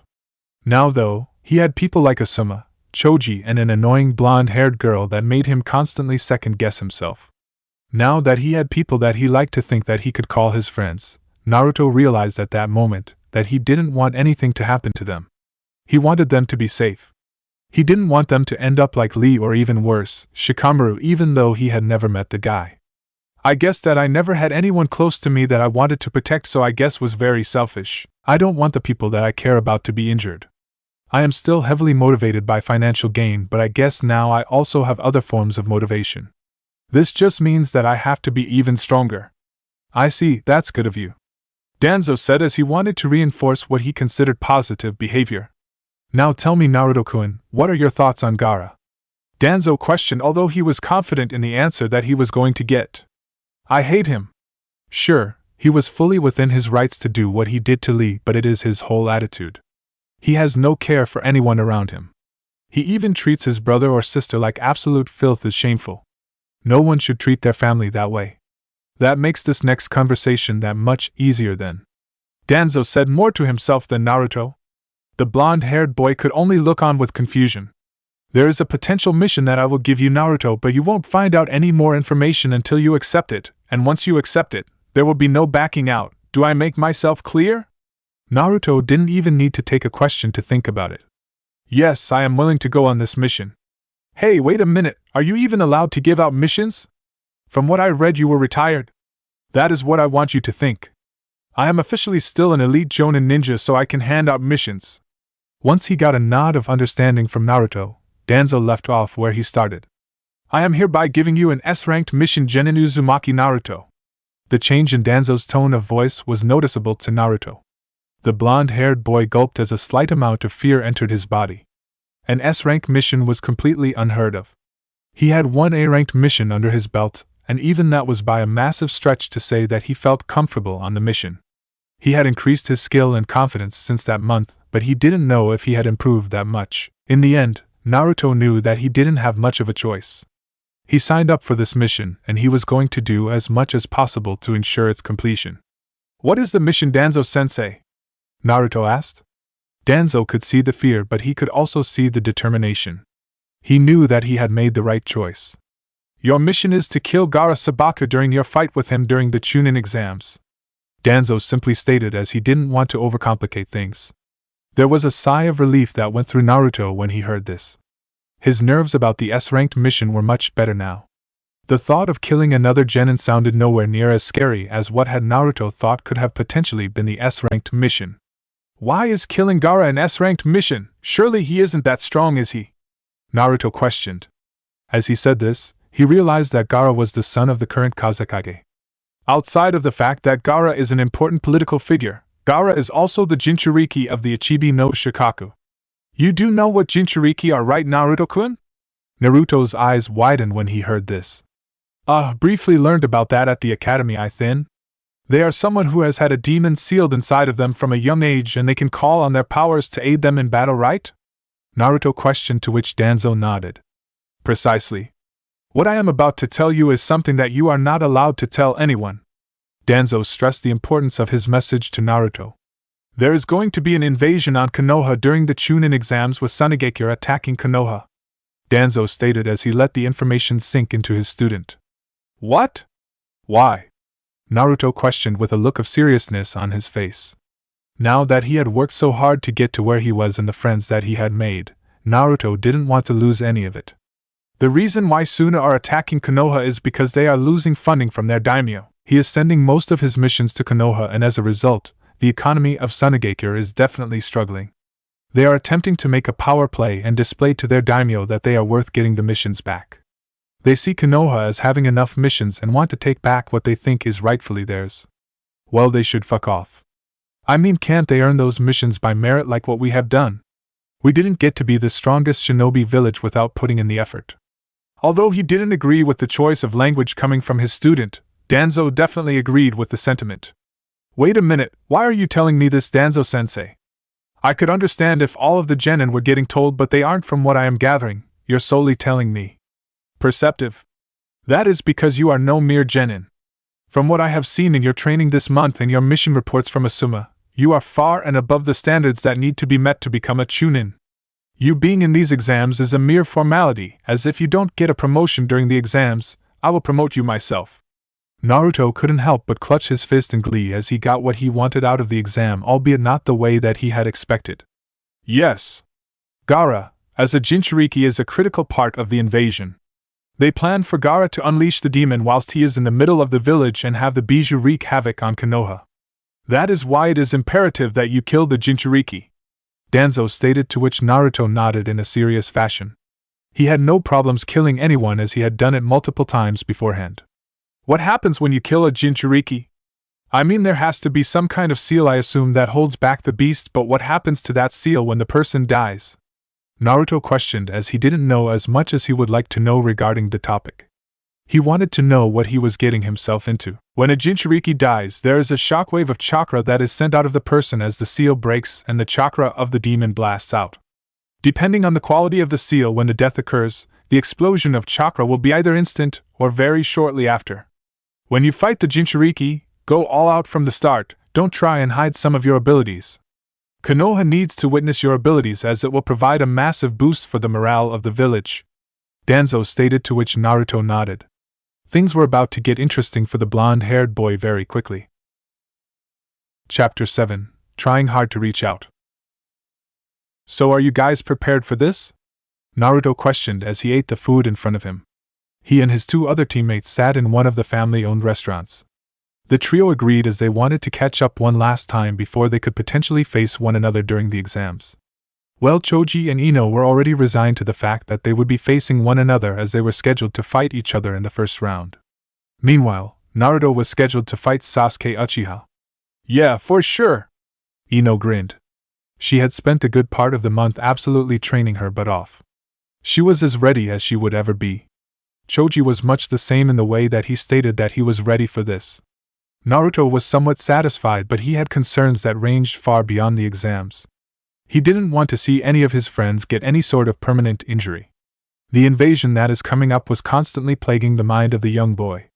Obviously, he was under oath of the mission that he was partaking in so that he couldn't tell his friends, but he wanted them to make sure that they would be fine during the invasion. What about you, Naruto? Are you ready? I mean, you're going up against Sasuke-kun. Ino questioned, although she mostly added the kun on the end of Sasuke's name out of habit. The blonde-haired girl had noticed that over the space of the 6 months that she had been away from the academy, her crush on the Uchiha had dwindled significantly. Ino put this down to the fact that she was not seeing him every day to reinforce the crush that she had on him. It also helped that she noticed that there were other fish in the sea. Naruto smirked a confident smirk that Ino couldn't help but linger on. Pfft, Sasuke is the least of my worries. I have been training for my fight against Gaara in the finals because I know that that is who I will be up against. As Naruto said this, Ino couldn't help but agree with him. From what she had seen of Sasuke, he was nowhere near as good as the image Ino from the academy had painted of him. The fight he had in the preliminaries looked like something that Sasuke was really struggling with against a weak opponent. That, in comparison to what she knew Naruto was capable of before the month of training, meant that in her mind that there was no contest despite whatever Sasuke learnt in the month leading up to the exam. What Ino didn't know was that Sasuke had been weakened significantly, and was under the effects of the cursed seal. With a full month of adjusting to the cursed seal, Sasuke was going to be a much more difficult opponent. Ino was broken out of her musings when Naruto spoke up. You guys, I know this may sound like me being a dick, but whichever one of you guys has to face Gaara in the semifinal, I want you to promise me that you will forfeit your match. Gaara is simply too strong for you guys. He is not normal. Choji was unconvinced. What about you, Naruto? What if you have to face Gaara in the finals? Are you going to quit then? There was a look of seriousness on the face of Naruto when he heard this. I can't. Both his teammates looked at him weird, waiting for an explanation. My sensei during the month was someone high up enough to the point where he can assign people missions, and he gave me one where I have to win the Chunin exams. It was about how Konoha needs someone to win the exams, and he thinks that I am the best person capable of that. This just confused Ino even more. But obviously you want to win, so how does that justify as a mission? With it being a mission, it means that you have to put your life on the line for unnecessary reward. That sounds stupid with no benefit. Ino responded with a frown on her face. Naruto shook his head. The mission isn't just that, but I am not allowed to tell you any more than that as it is classified. After the exams are over, I will confirm if I am allowed to tell you guys about it. Naruto stated, to which the two nodded. They understood what the word classified meant. There was relative silence that happened after Naruto said this. There were a lot of things going through his mind, and none of them happened to be related to his upcoming fight in the Chunin exams. Once the trio of shinobi finished their breakfast, they each headed to the cauldron.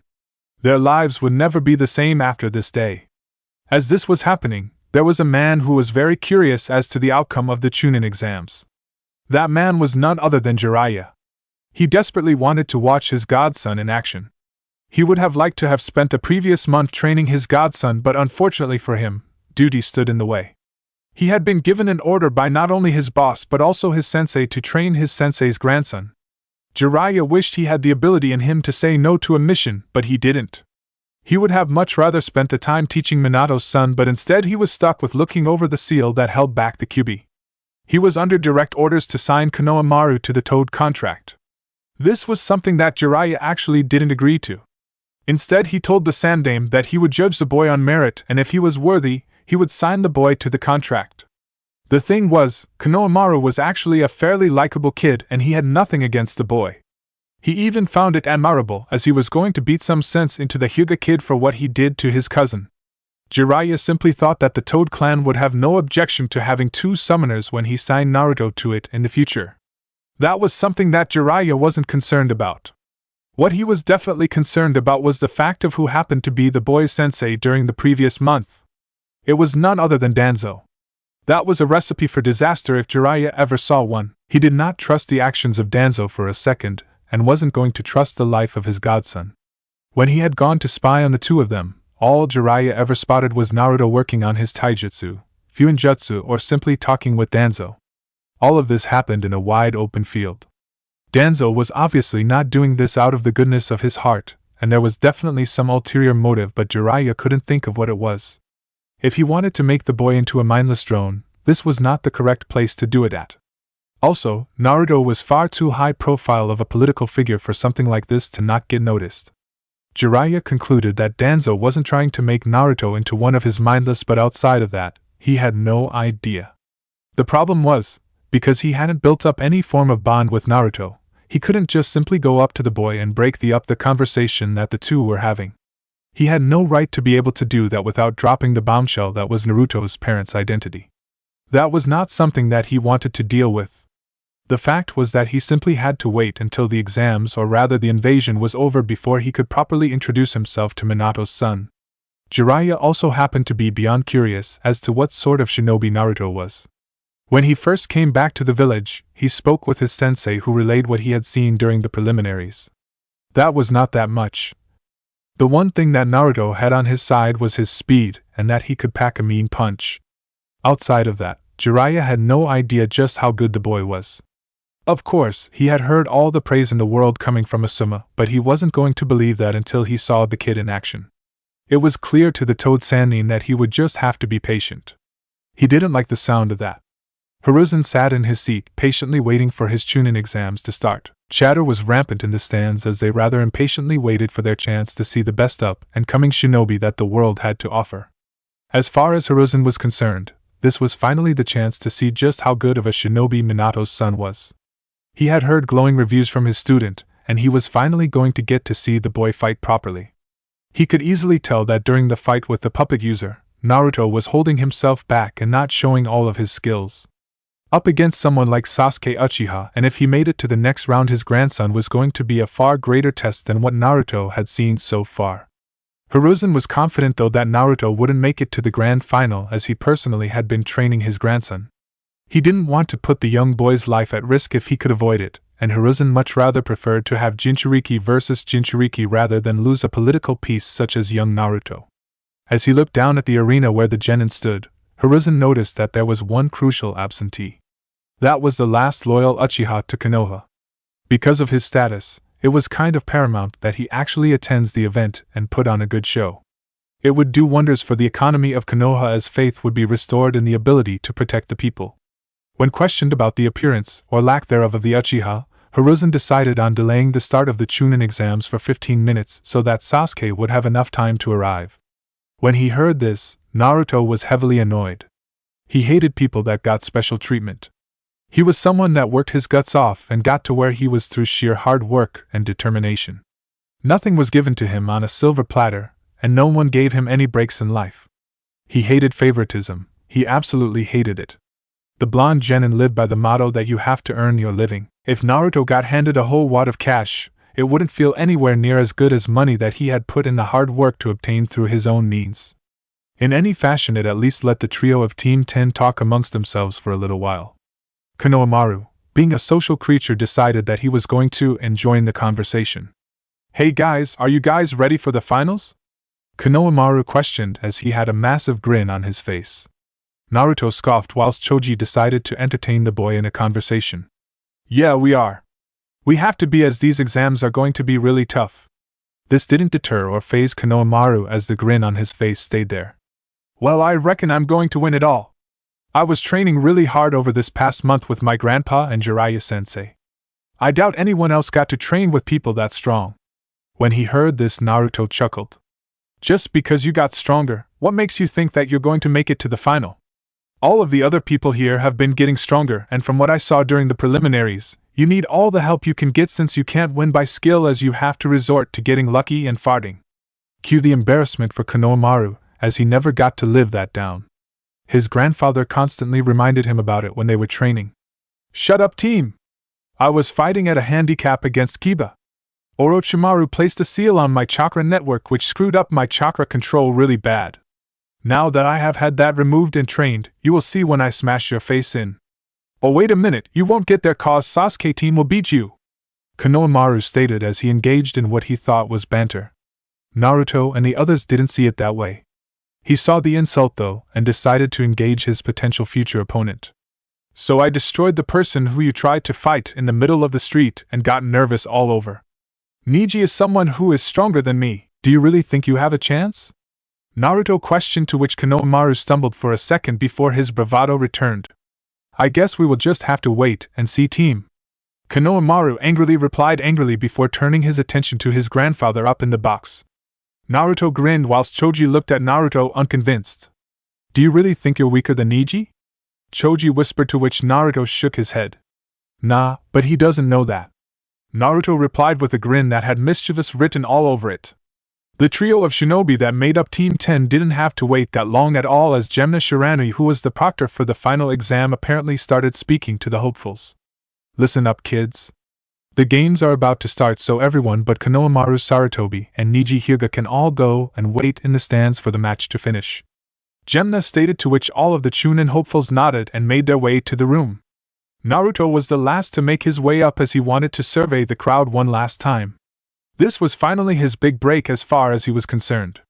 If he put in a good performance in here, then many people would know his name, and that would mean that he would have more chances to make a lot of money. He couldn't help but grin. Kakashi couldn't help but be impressed with what he saw. Admittedly, he had made it in halfway through the fight, but from what he had seen, he was impressed with Konohamaru. Obviously, the boy was destined to be much stronger since he had the Sandaime training him during the finals, but he didn't expect the boy to have access to two elements. His use of Doton was quite remarkable for someone who knew nothing about the subject a month ago. His fire manipulation was something that Kakashi assumed that Konohamaru got through sheer brute force. If this wasn't proof that Konohamaru was going to be a ninjutsu juggernaut, then he didn't know what would. There was no doubt in the mind of Kakashi that the Sandaime was going to train his grandson in the ability to use all 5 elements, since he had the Kyuubi backing him. It would mean that the boy would be able to consistently fire off high-ranking jutsu after high-ranking jutsu. Konohamaru wasn't without his faults though, as he was still very rough around the edges, which actually surprised Kakashi, as he thought that that would have been something that the man would have focused on during their training, but apparently they had not. It seemed to the silver-haired man that Hiruzen obviously wanted to fast-track as much strength into the boy as soon as possible. He didn't know the game plan of his Hokage, but Kakashi assumed that it might have been the knowledge of the impending invasion that made Hiruzen decide to speed up the training of Konohamaru, as they could go into a war anytime soon after the invasion. They didn't know what Kumo or IWA would do once word got out to them. Also, with that Gaara kid being a Jinchuriki, it also meant that Konohamaru would probably have to be the one to fight up against the boy. It was best if his student was as prepared as possible. Kakashi smiled under the mask as he watched his most exuberant student race up the stairs, much to the applause of the crowd. They had gotten to witness a very thrilling match, and they were mightily impressed with the Sandaime's grandson. A bittersweet feeling encapsulated Kakashi though, as he realized who it was that his other student in the exams was going to go up against. It was none other than his sensei's son, and honestly, despite knowing that he should be rooting for Sasuke Uchiha, he wasn't. Kakashi wanted to find out more about his sensei's son. He couldn't root for either promising shinobi, as he felt bad for the other. The silver-haired man gave a quick glance to the side and noticed how Guy had an uncharacteristically serious look on his face. The slightest of nods came from his Jonin comrade. Kakashi responded the gesture as a form of thanks. The understanding that the two of them shared was something that very people could ever put down into words. Thankfully for Naruto, Sasuke had managed to arrive through the fight between Neji and Konohamaru. Admittedly, Naruto was very surprised that Konohamaru managed to defeat Neji, because Neji was definitely no slouch. When he hit the 64 palms, Naruto, like most people in the arena, thought the fight was over. As the red chakra came from the body of Konohamaru though, Naruto was confident that he had figured out why the Sarutobi got back up. The signs that Konohamaru was showing were very similar to what Naruto had been briefed on by Danzo as to what Gaara could do. It would also explain the large chakra pool that the boy had, which was even bigger than Naruto's own, which was bordering on special Jonin level already. Yeah, Naruto was fairly confident that Konohamaru was a Jinchuriki of some sort, and that the only bijou which fit the time and place would have been the Kyuubi. Naruto knew that his match with the boy just got that much harder. His attention to Konohamaru was broken when he heard the fight had started. Naruto quickly shook himself right and got into a defensive taijutsu stance. Sasuke, who was looking on, decided to try and take advantage of the transparent looks on the face of Naruto. He rushed forward as Naruto quickly got into the same taijutsu stance that ended Kankuro. The main difference between Sasuke and Kankuro though was the fact that Kankuro was slow in comparison. Heck, the blonde noticed that Sasuke was as fast as himself. This was coming from what he had seen during the prelims was staggering. The guard went up before Sasuke could get in striking distance and land a blow. This didn't deter the black-haired boy as he launched a vicious right-handed hook to the face of Naruto. It was clear to all of the seasoned fighters in attendance that Sasuke wasn't pulling any punches. This was what Naruto wanted. He didn't want a fight that was measly in comparison to what he was going to get against Gaara. He wanted to warm himself up rather than go into the fight with Gaara completely cold. What Naruto didn't expect was just how good Sasuke was at the moment. Surely no one could improve that much in such a small space of time, which made Naruto think that maybe he was better but just either hid it or was suffering from something during the Chunin exams. That seemed a lot more plausible to Naruto, as the rookie of the year below surely couldn't be that bad. Naruto dodged the incoming attack and countered with a punch of his own. The difference being Naruto jabbed and Sasuke used a hook. Neither punch landed on their respective opponent as Sasuke was using his Sharingan. Damn, this guy is as fast as what Lee was without the weights. How did he get so fast? As Sasuke was thinking this, Naruto couldn't help but gape. Here he was mightily thankful that he had continued his harsh physical training, as otherwise he would have been in for a world of hurt. Annoyed that his speed wasn't his biggest trump card, as that was one of the things that he had been working on during the break, Sasuke pushed that little bit harder in offense. The raven-haired boy sent more chakra through his legs as he pushed forward and attempted to punch Naruto. He succeeded. He hit Naruto's skin, but that was from Naruto blocking the attack rather than dodging it. The blonde dodged it whilst holding up his forearm, to which Sasuke grimaced when he connected with Naruto. He didn't know his fist would hurt from punching someone. Pain was nothing new to the Uchiha though, as he persevered through the pain and jabbed Naruto with his left hand. It was only the slightest of glances to the right shoulder of Naruto, but it gave Sasuke confidence in that his attacks were working. It was all thanks to the Sharingan, so he could follow the movements of his enemy. The moment of hesitation that Sasuke had from getting a hit on Naruto allowed the blonde to return the gesture in kind. Instead of it being a punch though, it was a kick as powerfully as Naruto could, right into the mid-thigh area of Sasuke's left leg. As Naruto grinned in satisfaction, Sasuke grimaced in actual pain, as Naruto could certainly pack some force behind those kicks. He definitely didn't want to get hit by one of those again. Sasuke knew that he was lucky it was in the dense muscle and not something like a bone which could easily break. After connecting his foot to the thigh of Sasuke, Naruto knew that it was high time to go on the offense, as he knew that the more energy he saved, the better. He was not sure how long this fight with Gaara was going to go for, but he wanted to be as prepared as possible. Naruto spotted the slightest of limps on the leg that he had just kicked, so he knew that he had something to work with.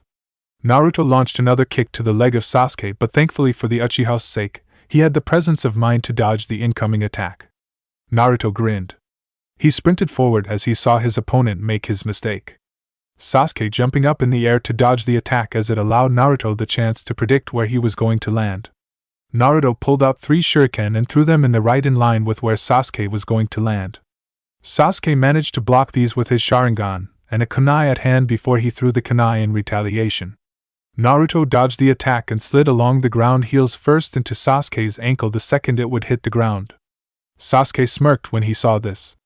Naruto left himself wide open for an attack, and Sasuke raised the leg that Naruto was aiming for, if only slightly.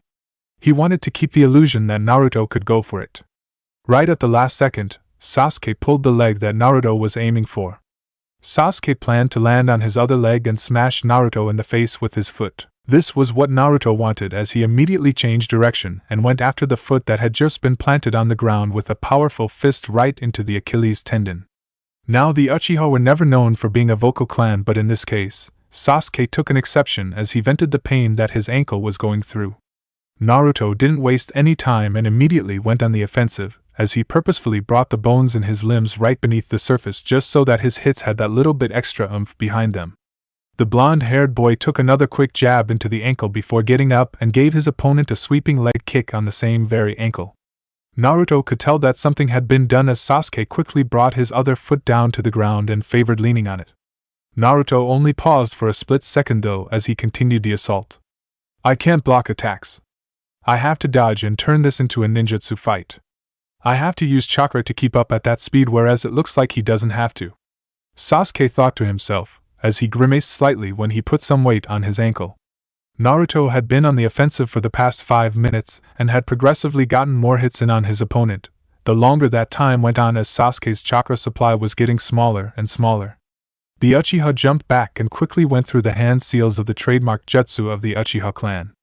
Two can play at that game, Naruto called out as he went through the exact same hand seals and launched a more powerful version of the giant fireball. It just went to show what a primary element did for you, as Sasuke's primary was lightning. Naruto got to use less chakra and still have a more powerful and potent fireball which battled Sasuke's for a few seconds before it overpowered it and headed for the raven-haired teen. Naruto wasn't one to rest on his laurels though. Naruto went through some more hand seals as the fireball was heading for Sasuke. Katan, Hozenka no Jutsu, Fire Release, Phoenix Flower Jutsu. Naruto called out as he shot 3 smaller fireballs either side of the large one just to make it that much harder for his opponent to escape without any damage. Sasuke waited until the last second and then dodged the incoming fireball, and his Sharingan eyes started spinning as he rapidly took in the incoming ball of heat. He didn't have enough time to dodge the attack, so Sasuke did the best thing he could. He turned around and copped the fireball into his back and hoped for the best. Naruto grinned when he saw that his jutsu had hit Sasuke and immediately sprinted as fast as he could and punched Sasuke as hard as he could in the face, and as this happened, Naruto felt the bones in Sasuke's jaw breaking. The blonde-haired boy knew that he had won the fight from this point as he slammed his elbow into the temple of his opponent, which forced the boy into the land of dreams. Winner, Naruto Uzumaki! Gemna called out to a stunned into silence crowd. Chapter 8. But when I tried to speak out. Everyone was stunned into silence from what they saw. No one, especially not Orochimaru, who was sitting in a prime position, could believe what he had just seen. The fabled Sasuke Uchiha, last of the famed Sharingan clan, was no longer a participant of the Chunin exams. This wasn't from a lack of trying, but Sasuke was simply outclassed by his opponent. The surprising thing for Orochimaru was the fact that he was surprised at how bad the boy's tactical abilities were. Surely Sasuke would have realized that Naruto boy was able to keep up with him despite not using chakra in his limbs and then switch to something else much sooner. It was easy to see just how much of an ego that Sasuke had as he refused to switch to Genjutsu during the fight. Orochimaru wasn't sure whether or not this was because of the fact that he hated Itachi, or he simply didn't know any. Orochimaru liked to think that his future host knew a fair few Genjutsu, but if not, it wouldn't be that hard to teach him a few. What it did tell the Snake Sannin though was just how bendable Sasuke was, as he could very easily manipulate him through his pride. Despite the fact that he had lost his fight, Orochimaru was more than impressed with the performance on display. In fact, now that he thought about it, having Sasuke lose was actually kind of good. Sasuke saw the amount of progress he was capable of achieving as he saw the boy a month ago, and he had improved significantly.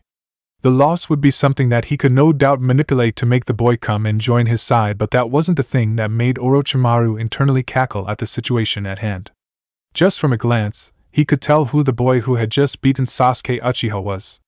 He was Minato's brat, as he was essentially a carbon copy of his father. What was even more intriguing for Orochimaru was the fact that, judging from the looks on the face of his former sensei, Hiruzen was looking at the boy for the first time as well. If that was the case, then that meant that the boy would probably be very isolated as a kid, as he knew his sensei all too well. There was no doubt in the mind of Orochimaru that Hiruzen held resentment for the fact that it was his grandson who was the host of the Kyuubi and not Minato's son. He probably forced those who were close to the Minato to stay away from the boy. Now, seeing just how much talent he had, he probably wanted to get the boy into his back pocket since he showed such promise. Well, two could play at that game, and Orochimaru decided that he would have to look into Minato's son further, as he could be a viable host if something happened to Sasuke. Orochimaru wasn't the only Sannin who was impressed with what they saw of one Naruto Uzumaki. Jiraiya was much more vocal about his praise for the boy as he cheered him on the completion of his match. Just from watching Naruto, he could tell that the boy had as much potential as at least his mother, but it was leaning more towards the camp of his father. Naruto just so happened to be as fast as Minato at the same age, but he looked like he had a completely different skill set as a fighter. The Yondaime Hokage was always a finesse-style fighter, whereas Naruto was more like his mother in the sense that he seemed to like brute force and strength. Jiraiya couldn't help but grin. That was the type of shinobi that he liked because it was very similar to himself. Then there was the fact that Naruto had a fire element just like he himself had. Judging from the looks of things, he had a pretty strong one at that. Yes, he could definitely see why Asuma was raving on about the boy's potential, but in his opinion, from what he had seen, Naruto was good, if not great for his age, but he wasn't a once-in-a-generation talent like his father, at least from what he had shown so far. Jiraiya hoped that there was more to Naruto than what he had just seen. Well, he would be going up against Konohamaru, so Jiraiya was confident that the boy would push Naruto just that little bit harder than what the Uchiha did. Woot go Naruto! Ino cheered as she watched her teammate win his fight against his opponent. The fact that she previously had feelings for said opponent did not matter. The blonde-haired girl was happy for the fact that Naruto won.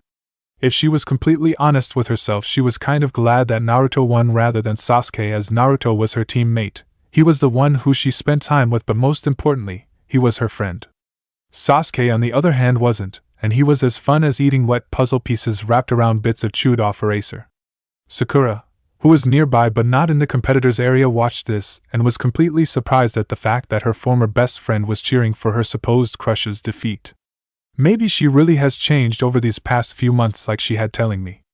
I guess now we can be friends again since she isn't interested in Sasuke-kun. Sakura thought to herself, happy at the fact that she would be able to get her friend back. What the pink-haired girl didn't realize was the fact that Ino had moved on.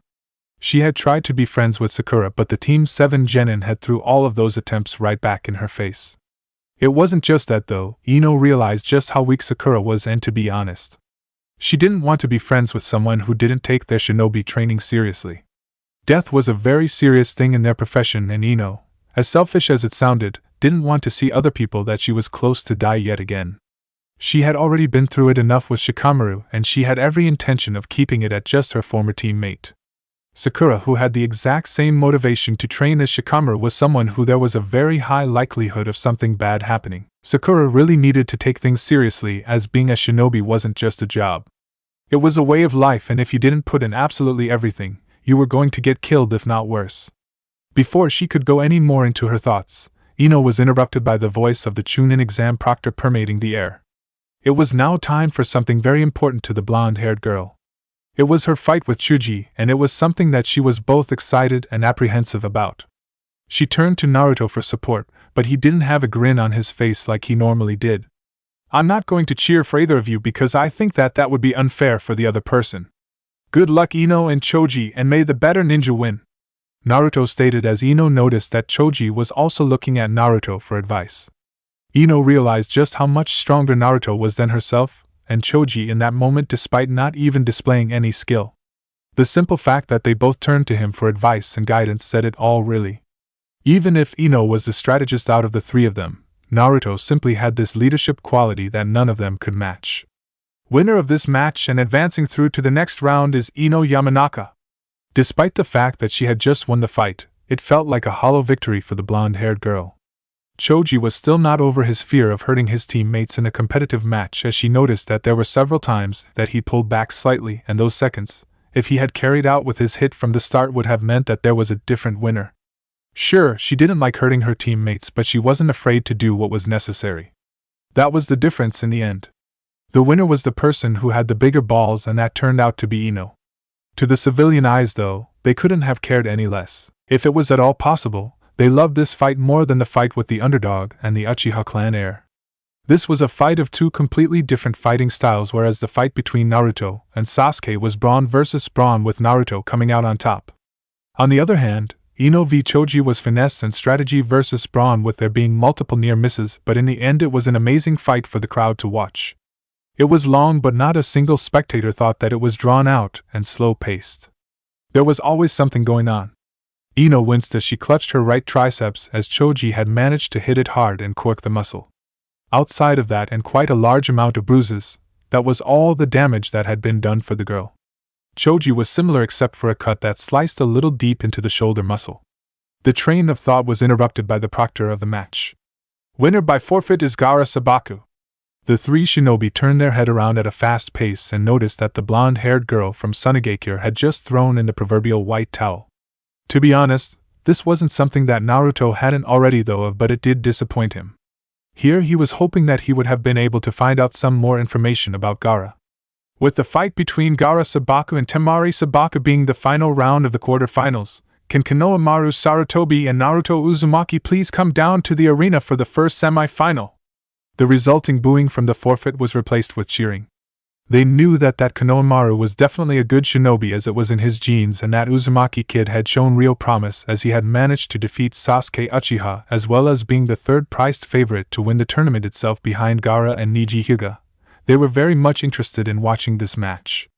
"Good luck, Naruto!"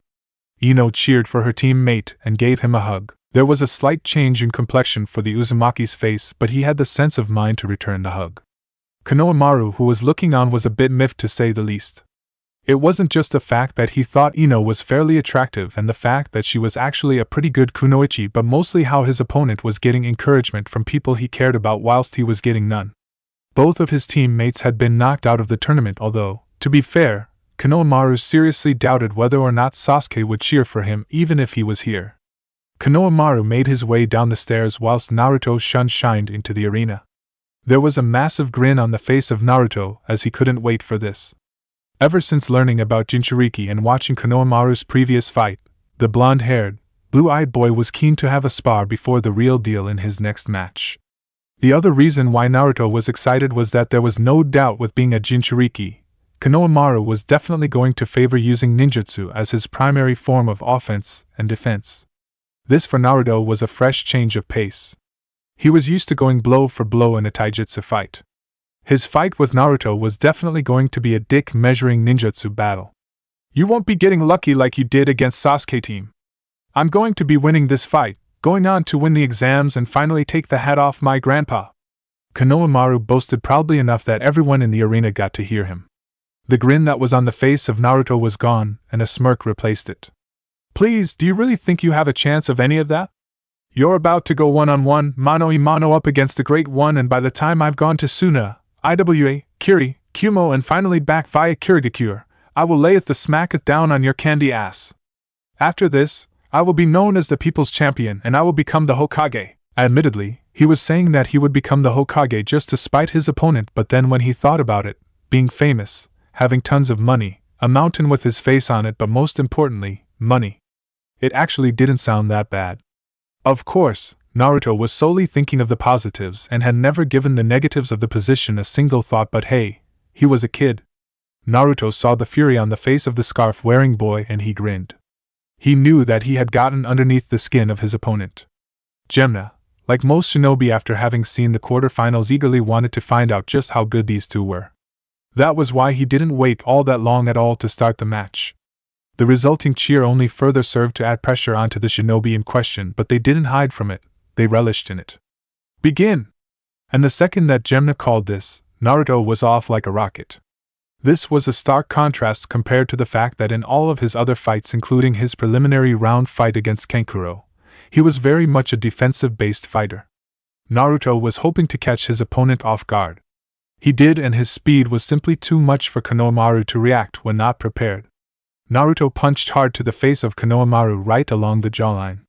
Since he didn't have his knuckles brought to the forefront of his fists, Naruto's punch didn't carry as much damage in it as it could have done. That being said, it was more than enough to be able to make Konohamaru aware of just how much damage his opponent could do.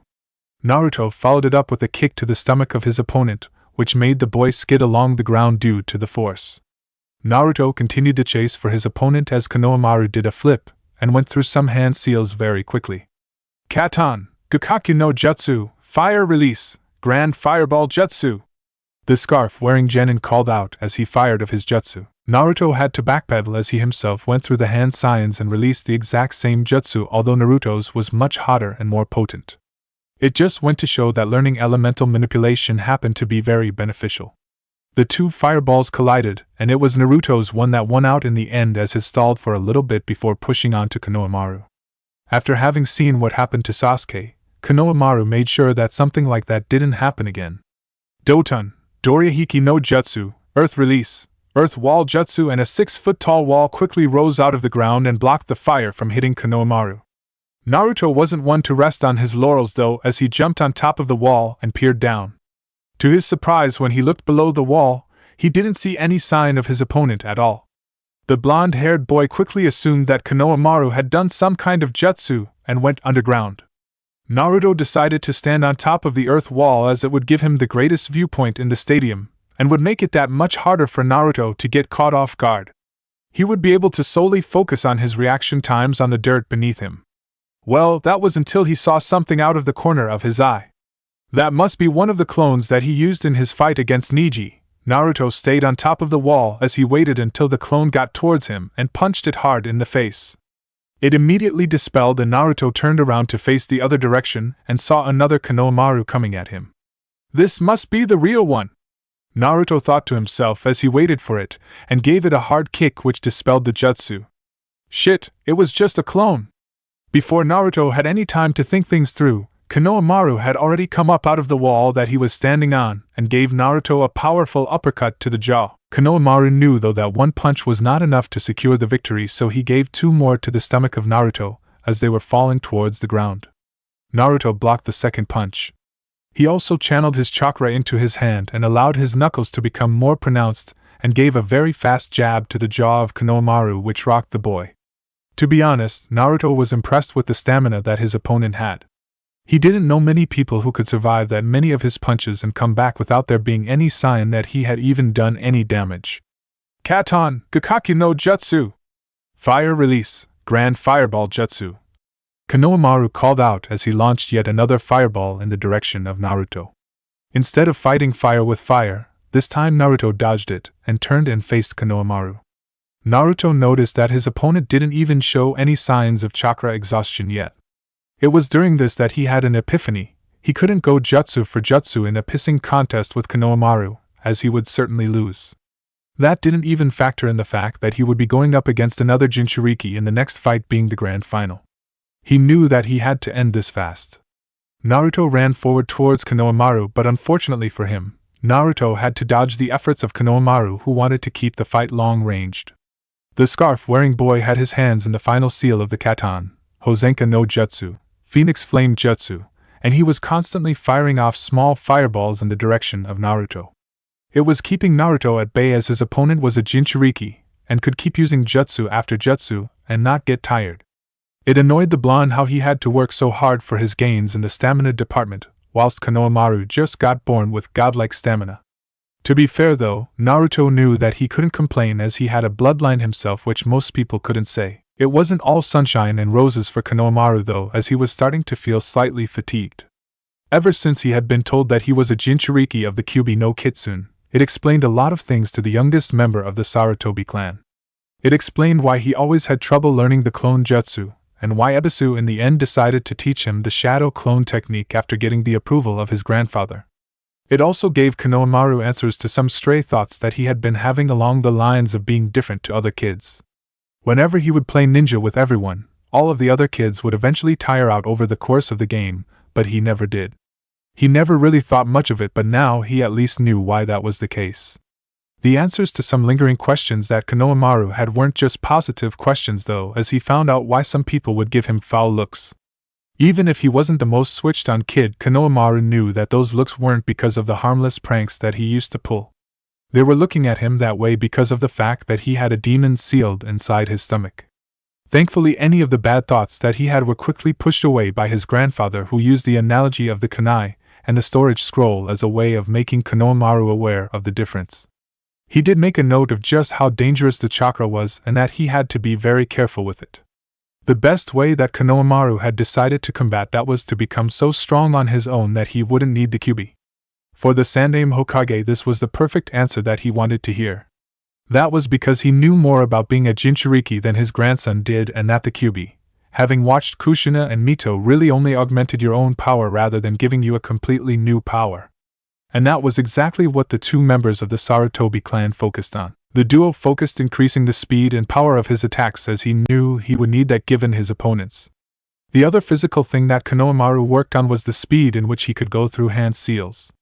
Given the fact that Hiruzen was grooming the boy to be a ninjutsu juggernaut, he would need to be able to use jutsu after jutsu, and the best way to streamline that process was to work on hand seals. From that point on, Konohamaru took a test to find out what element he was in alignment with, and found out that it was the earth element. Hiruzen grinned when he saw that, as it meant that his grandson would have good foundation to build from. With very basic elemental training, Konohamaru was able to get all three of the Doton techniques down in a week and a half. This left the other 2.5 weeks for him to focus on Katon jutsus. It required a lot of brute force, but Konohamaru was able to use two elements as a genin. Hiruzen couldn't be any prouder. Being able to use two elements in fighting situations though didn't mean shit when you had someone like Naruto charging at you. Sure, you could stall him with jutsus, which was exactly what Konohamaru was trying to do, but even he, as a Jinchuriki, was feeling the pinch on his reserves. It was clear to those watching in the stands that the brown-haired boy was not using his favorite element. The speed in which he could use the jutsu was coming slower and slower as time went by, but that was not the only thing that was affected. The potency of the fireballs he was shooting was slowly decreasing. Naruto decreased the gap between the two of them so that if the way that they were going it would only take another minute if that before he reached striking distance of Konohamaru. This has going on far too long. I need to end this now. Well, Danzo-sensei did state that he wanted me to save my bloodline until the finals, so I guess this is now as good a time as ever, Naruto thought to himself as he continued running and pointed his fingers at Konohamaru. Teshi Sanan 10 drilling finger bullets, Naruto called out to much surprise not just his opponent. Unlike all of the others in attendance, Konohamaru didn't have the time to gape in surprise at what Naruto had just done like everyone in the crowd was doing. Instead, he had to dodge the incoming projectiles as they were coming at him mighty fast. Since there were 10 of them, it made it just impossible for Konohamaru to dodge the incoming attacks from the distance they were fired at. It was impossible for Konohamaru to dodge all of them, as unfortunately one of the bullets grazed his right leg and caused the brown-haired boy to stumble. This change of pace was enough for Naruto Uzumaki to capitalize on. Now that I have shown the world that I have the dead bone pulse, I might as well show them just how effective it can be, Naruto thought to himself, as a bone came out of his wrist into his hand as a makeshift sword and he stabbed it through the collarbone of his opponent. A large and painful scream was heard as Konohamaru felt a blinding pain in his upper shoulder. He had never felt anything like this before. Gemna, who had been watching this fight and extremely surprised at the fact that Naruto had the dead bone pulse bloodline, got lost and wasn't paying attention to the match. The scream of pain and the blood that coated the ground knocked the proctor out of his funk, and he looked around to survey his tasks. The fight was clearly over in his opinion, with a wound like that being delivered. This fight is over. The winner of this fight is Naruto Uzumaki.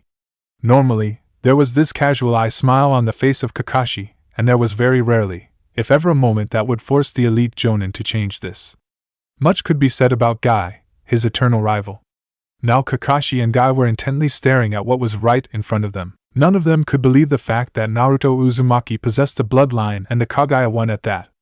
The thought of someone such as Minato's son having a Kekkei Genkai so powerful to aid him meant that Naruto pretty much had the world at his fingertips. That, combined with the obvious skill that Naruto had shown, meant that he was well on his way to becoming a shinobi that his parents would be proud of. There was only one question that it left in the mind of Kakashi. How in the blue hell did Naruto get the bloodline in his system? Well, Kakashi knew that Minato's ancestors originated from Kirigakure, but he had no idea that they were connected to the Kagaya clan. Even still, the silver-haired Jonin thought that it was a bit far-fetched for Naruto to have the bloodline solely from Minato, as his sensei had never once shown any attributes to being a bloodline holder. That meant that there had to be something from the other side of the family gene pool. When it came to being a Jinchuriki and how that affected your genetics, very little was actually known about the process. The general consensus was that the bloodlines came from being the children of Jinchurikis. The problem was, though, that no one knew what bloodline the Kyuubi gave out to its host. It was probably due to the fact that the Shodai's Bijou suppressant bloodline DNA was inside the child of Mito, which prevented the bloodline being passed down. Kakashi also mused that this was probably also the reason why the wood element wasn't passed down. There was none of that DNA with either Kushina or Minato to affect it this time around, and Kakashi was shooting at blanks here, but he guessed it probably found the DNA of Minato, and instead of giving him a new bloodline from scratch, it gave him the dead bone pulse due to his genetics. All in all, it meant that Naruto was someone who had even more potential to become just as good as his father when it came to the shinobi arts. From the looks of things, he was well on his way. Orochimaru couldn't help but lick his lips. There was a veritable gold mine of potential right there in front of him, just ripe and ready for the pickings. The combination of Minato's natural skill, Kushina's bloodline and chakra reserves, along with the dead bone pulse, that Naruto was easily on his way to becoming a monster on the battlefield. He could see the boy becoming a mixture of Kimimaro and the Raikage. A boy like that would become the perfect second in command for himself after he took over the body of Sasuke Uchiha. He was essentially a better version of Kimimaro because Orochimaru seriously doubted that the two bloodline holders came from the same direct gene pool, so that would hopefully mean that Naruto didn't carry the same genetics that caused Kimimaro to lose so much of his strength and cardiovascular ability so quickly. Then there was always the fact that converting the boy and getting him to destroy Konoha would be going against absolutely everything Minato and Hiruzen stood for. The joy of looking at their faces after using the Edo Tensei would be amazing. A brief glance to the side showed to the former Konoha ninja that Hiruzen was just as shocked at this development as he was, and that was good. It meant that the boy had no bonds with the Hokage, which would make it easier for young Naruto to join him. Unaware to the thoughts going on in the mind of his former student, Hiruzen couldn't believe what he had just witnessed. Never in a million years did he expect to see Konoha with another bloodline. It was even less believable to see it come from none other than the son of Minato and Kushina. Regardless of the fact that he had a bloodline, Naruto was showing serious promise as a shinobi, and it was about time that he reached out to the boy and start training him. Hiruzen was certain that the boy would be a strong shinobi, rivaling hopefully his father if given the right circumstances. Little did he know that he would never get the chance, as not just his life but Konoha and the entire elemental nations would forever change, with this day being the catalyst.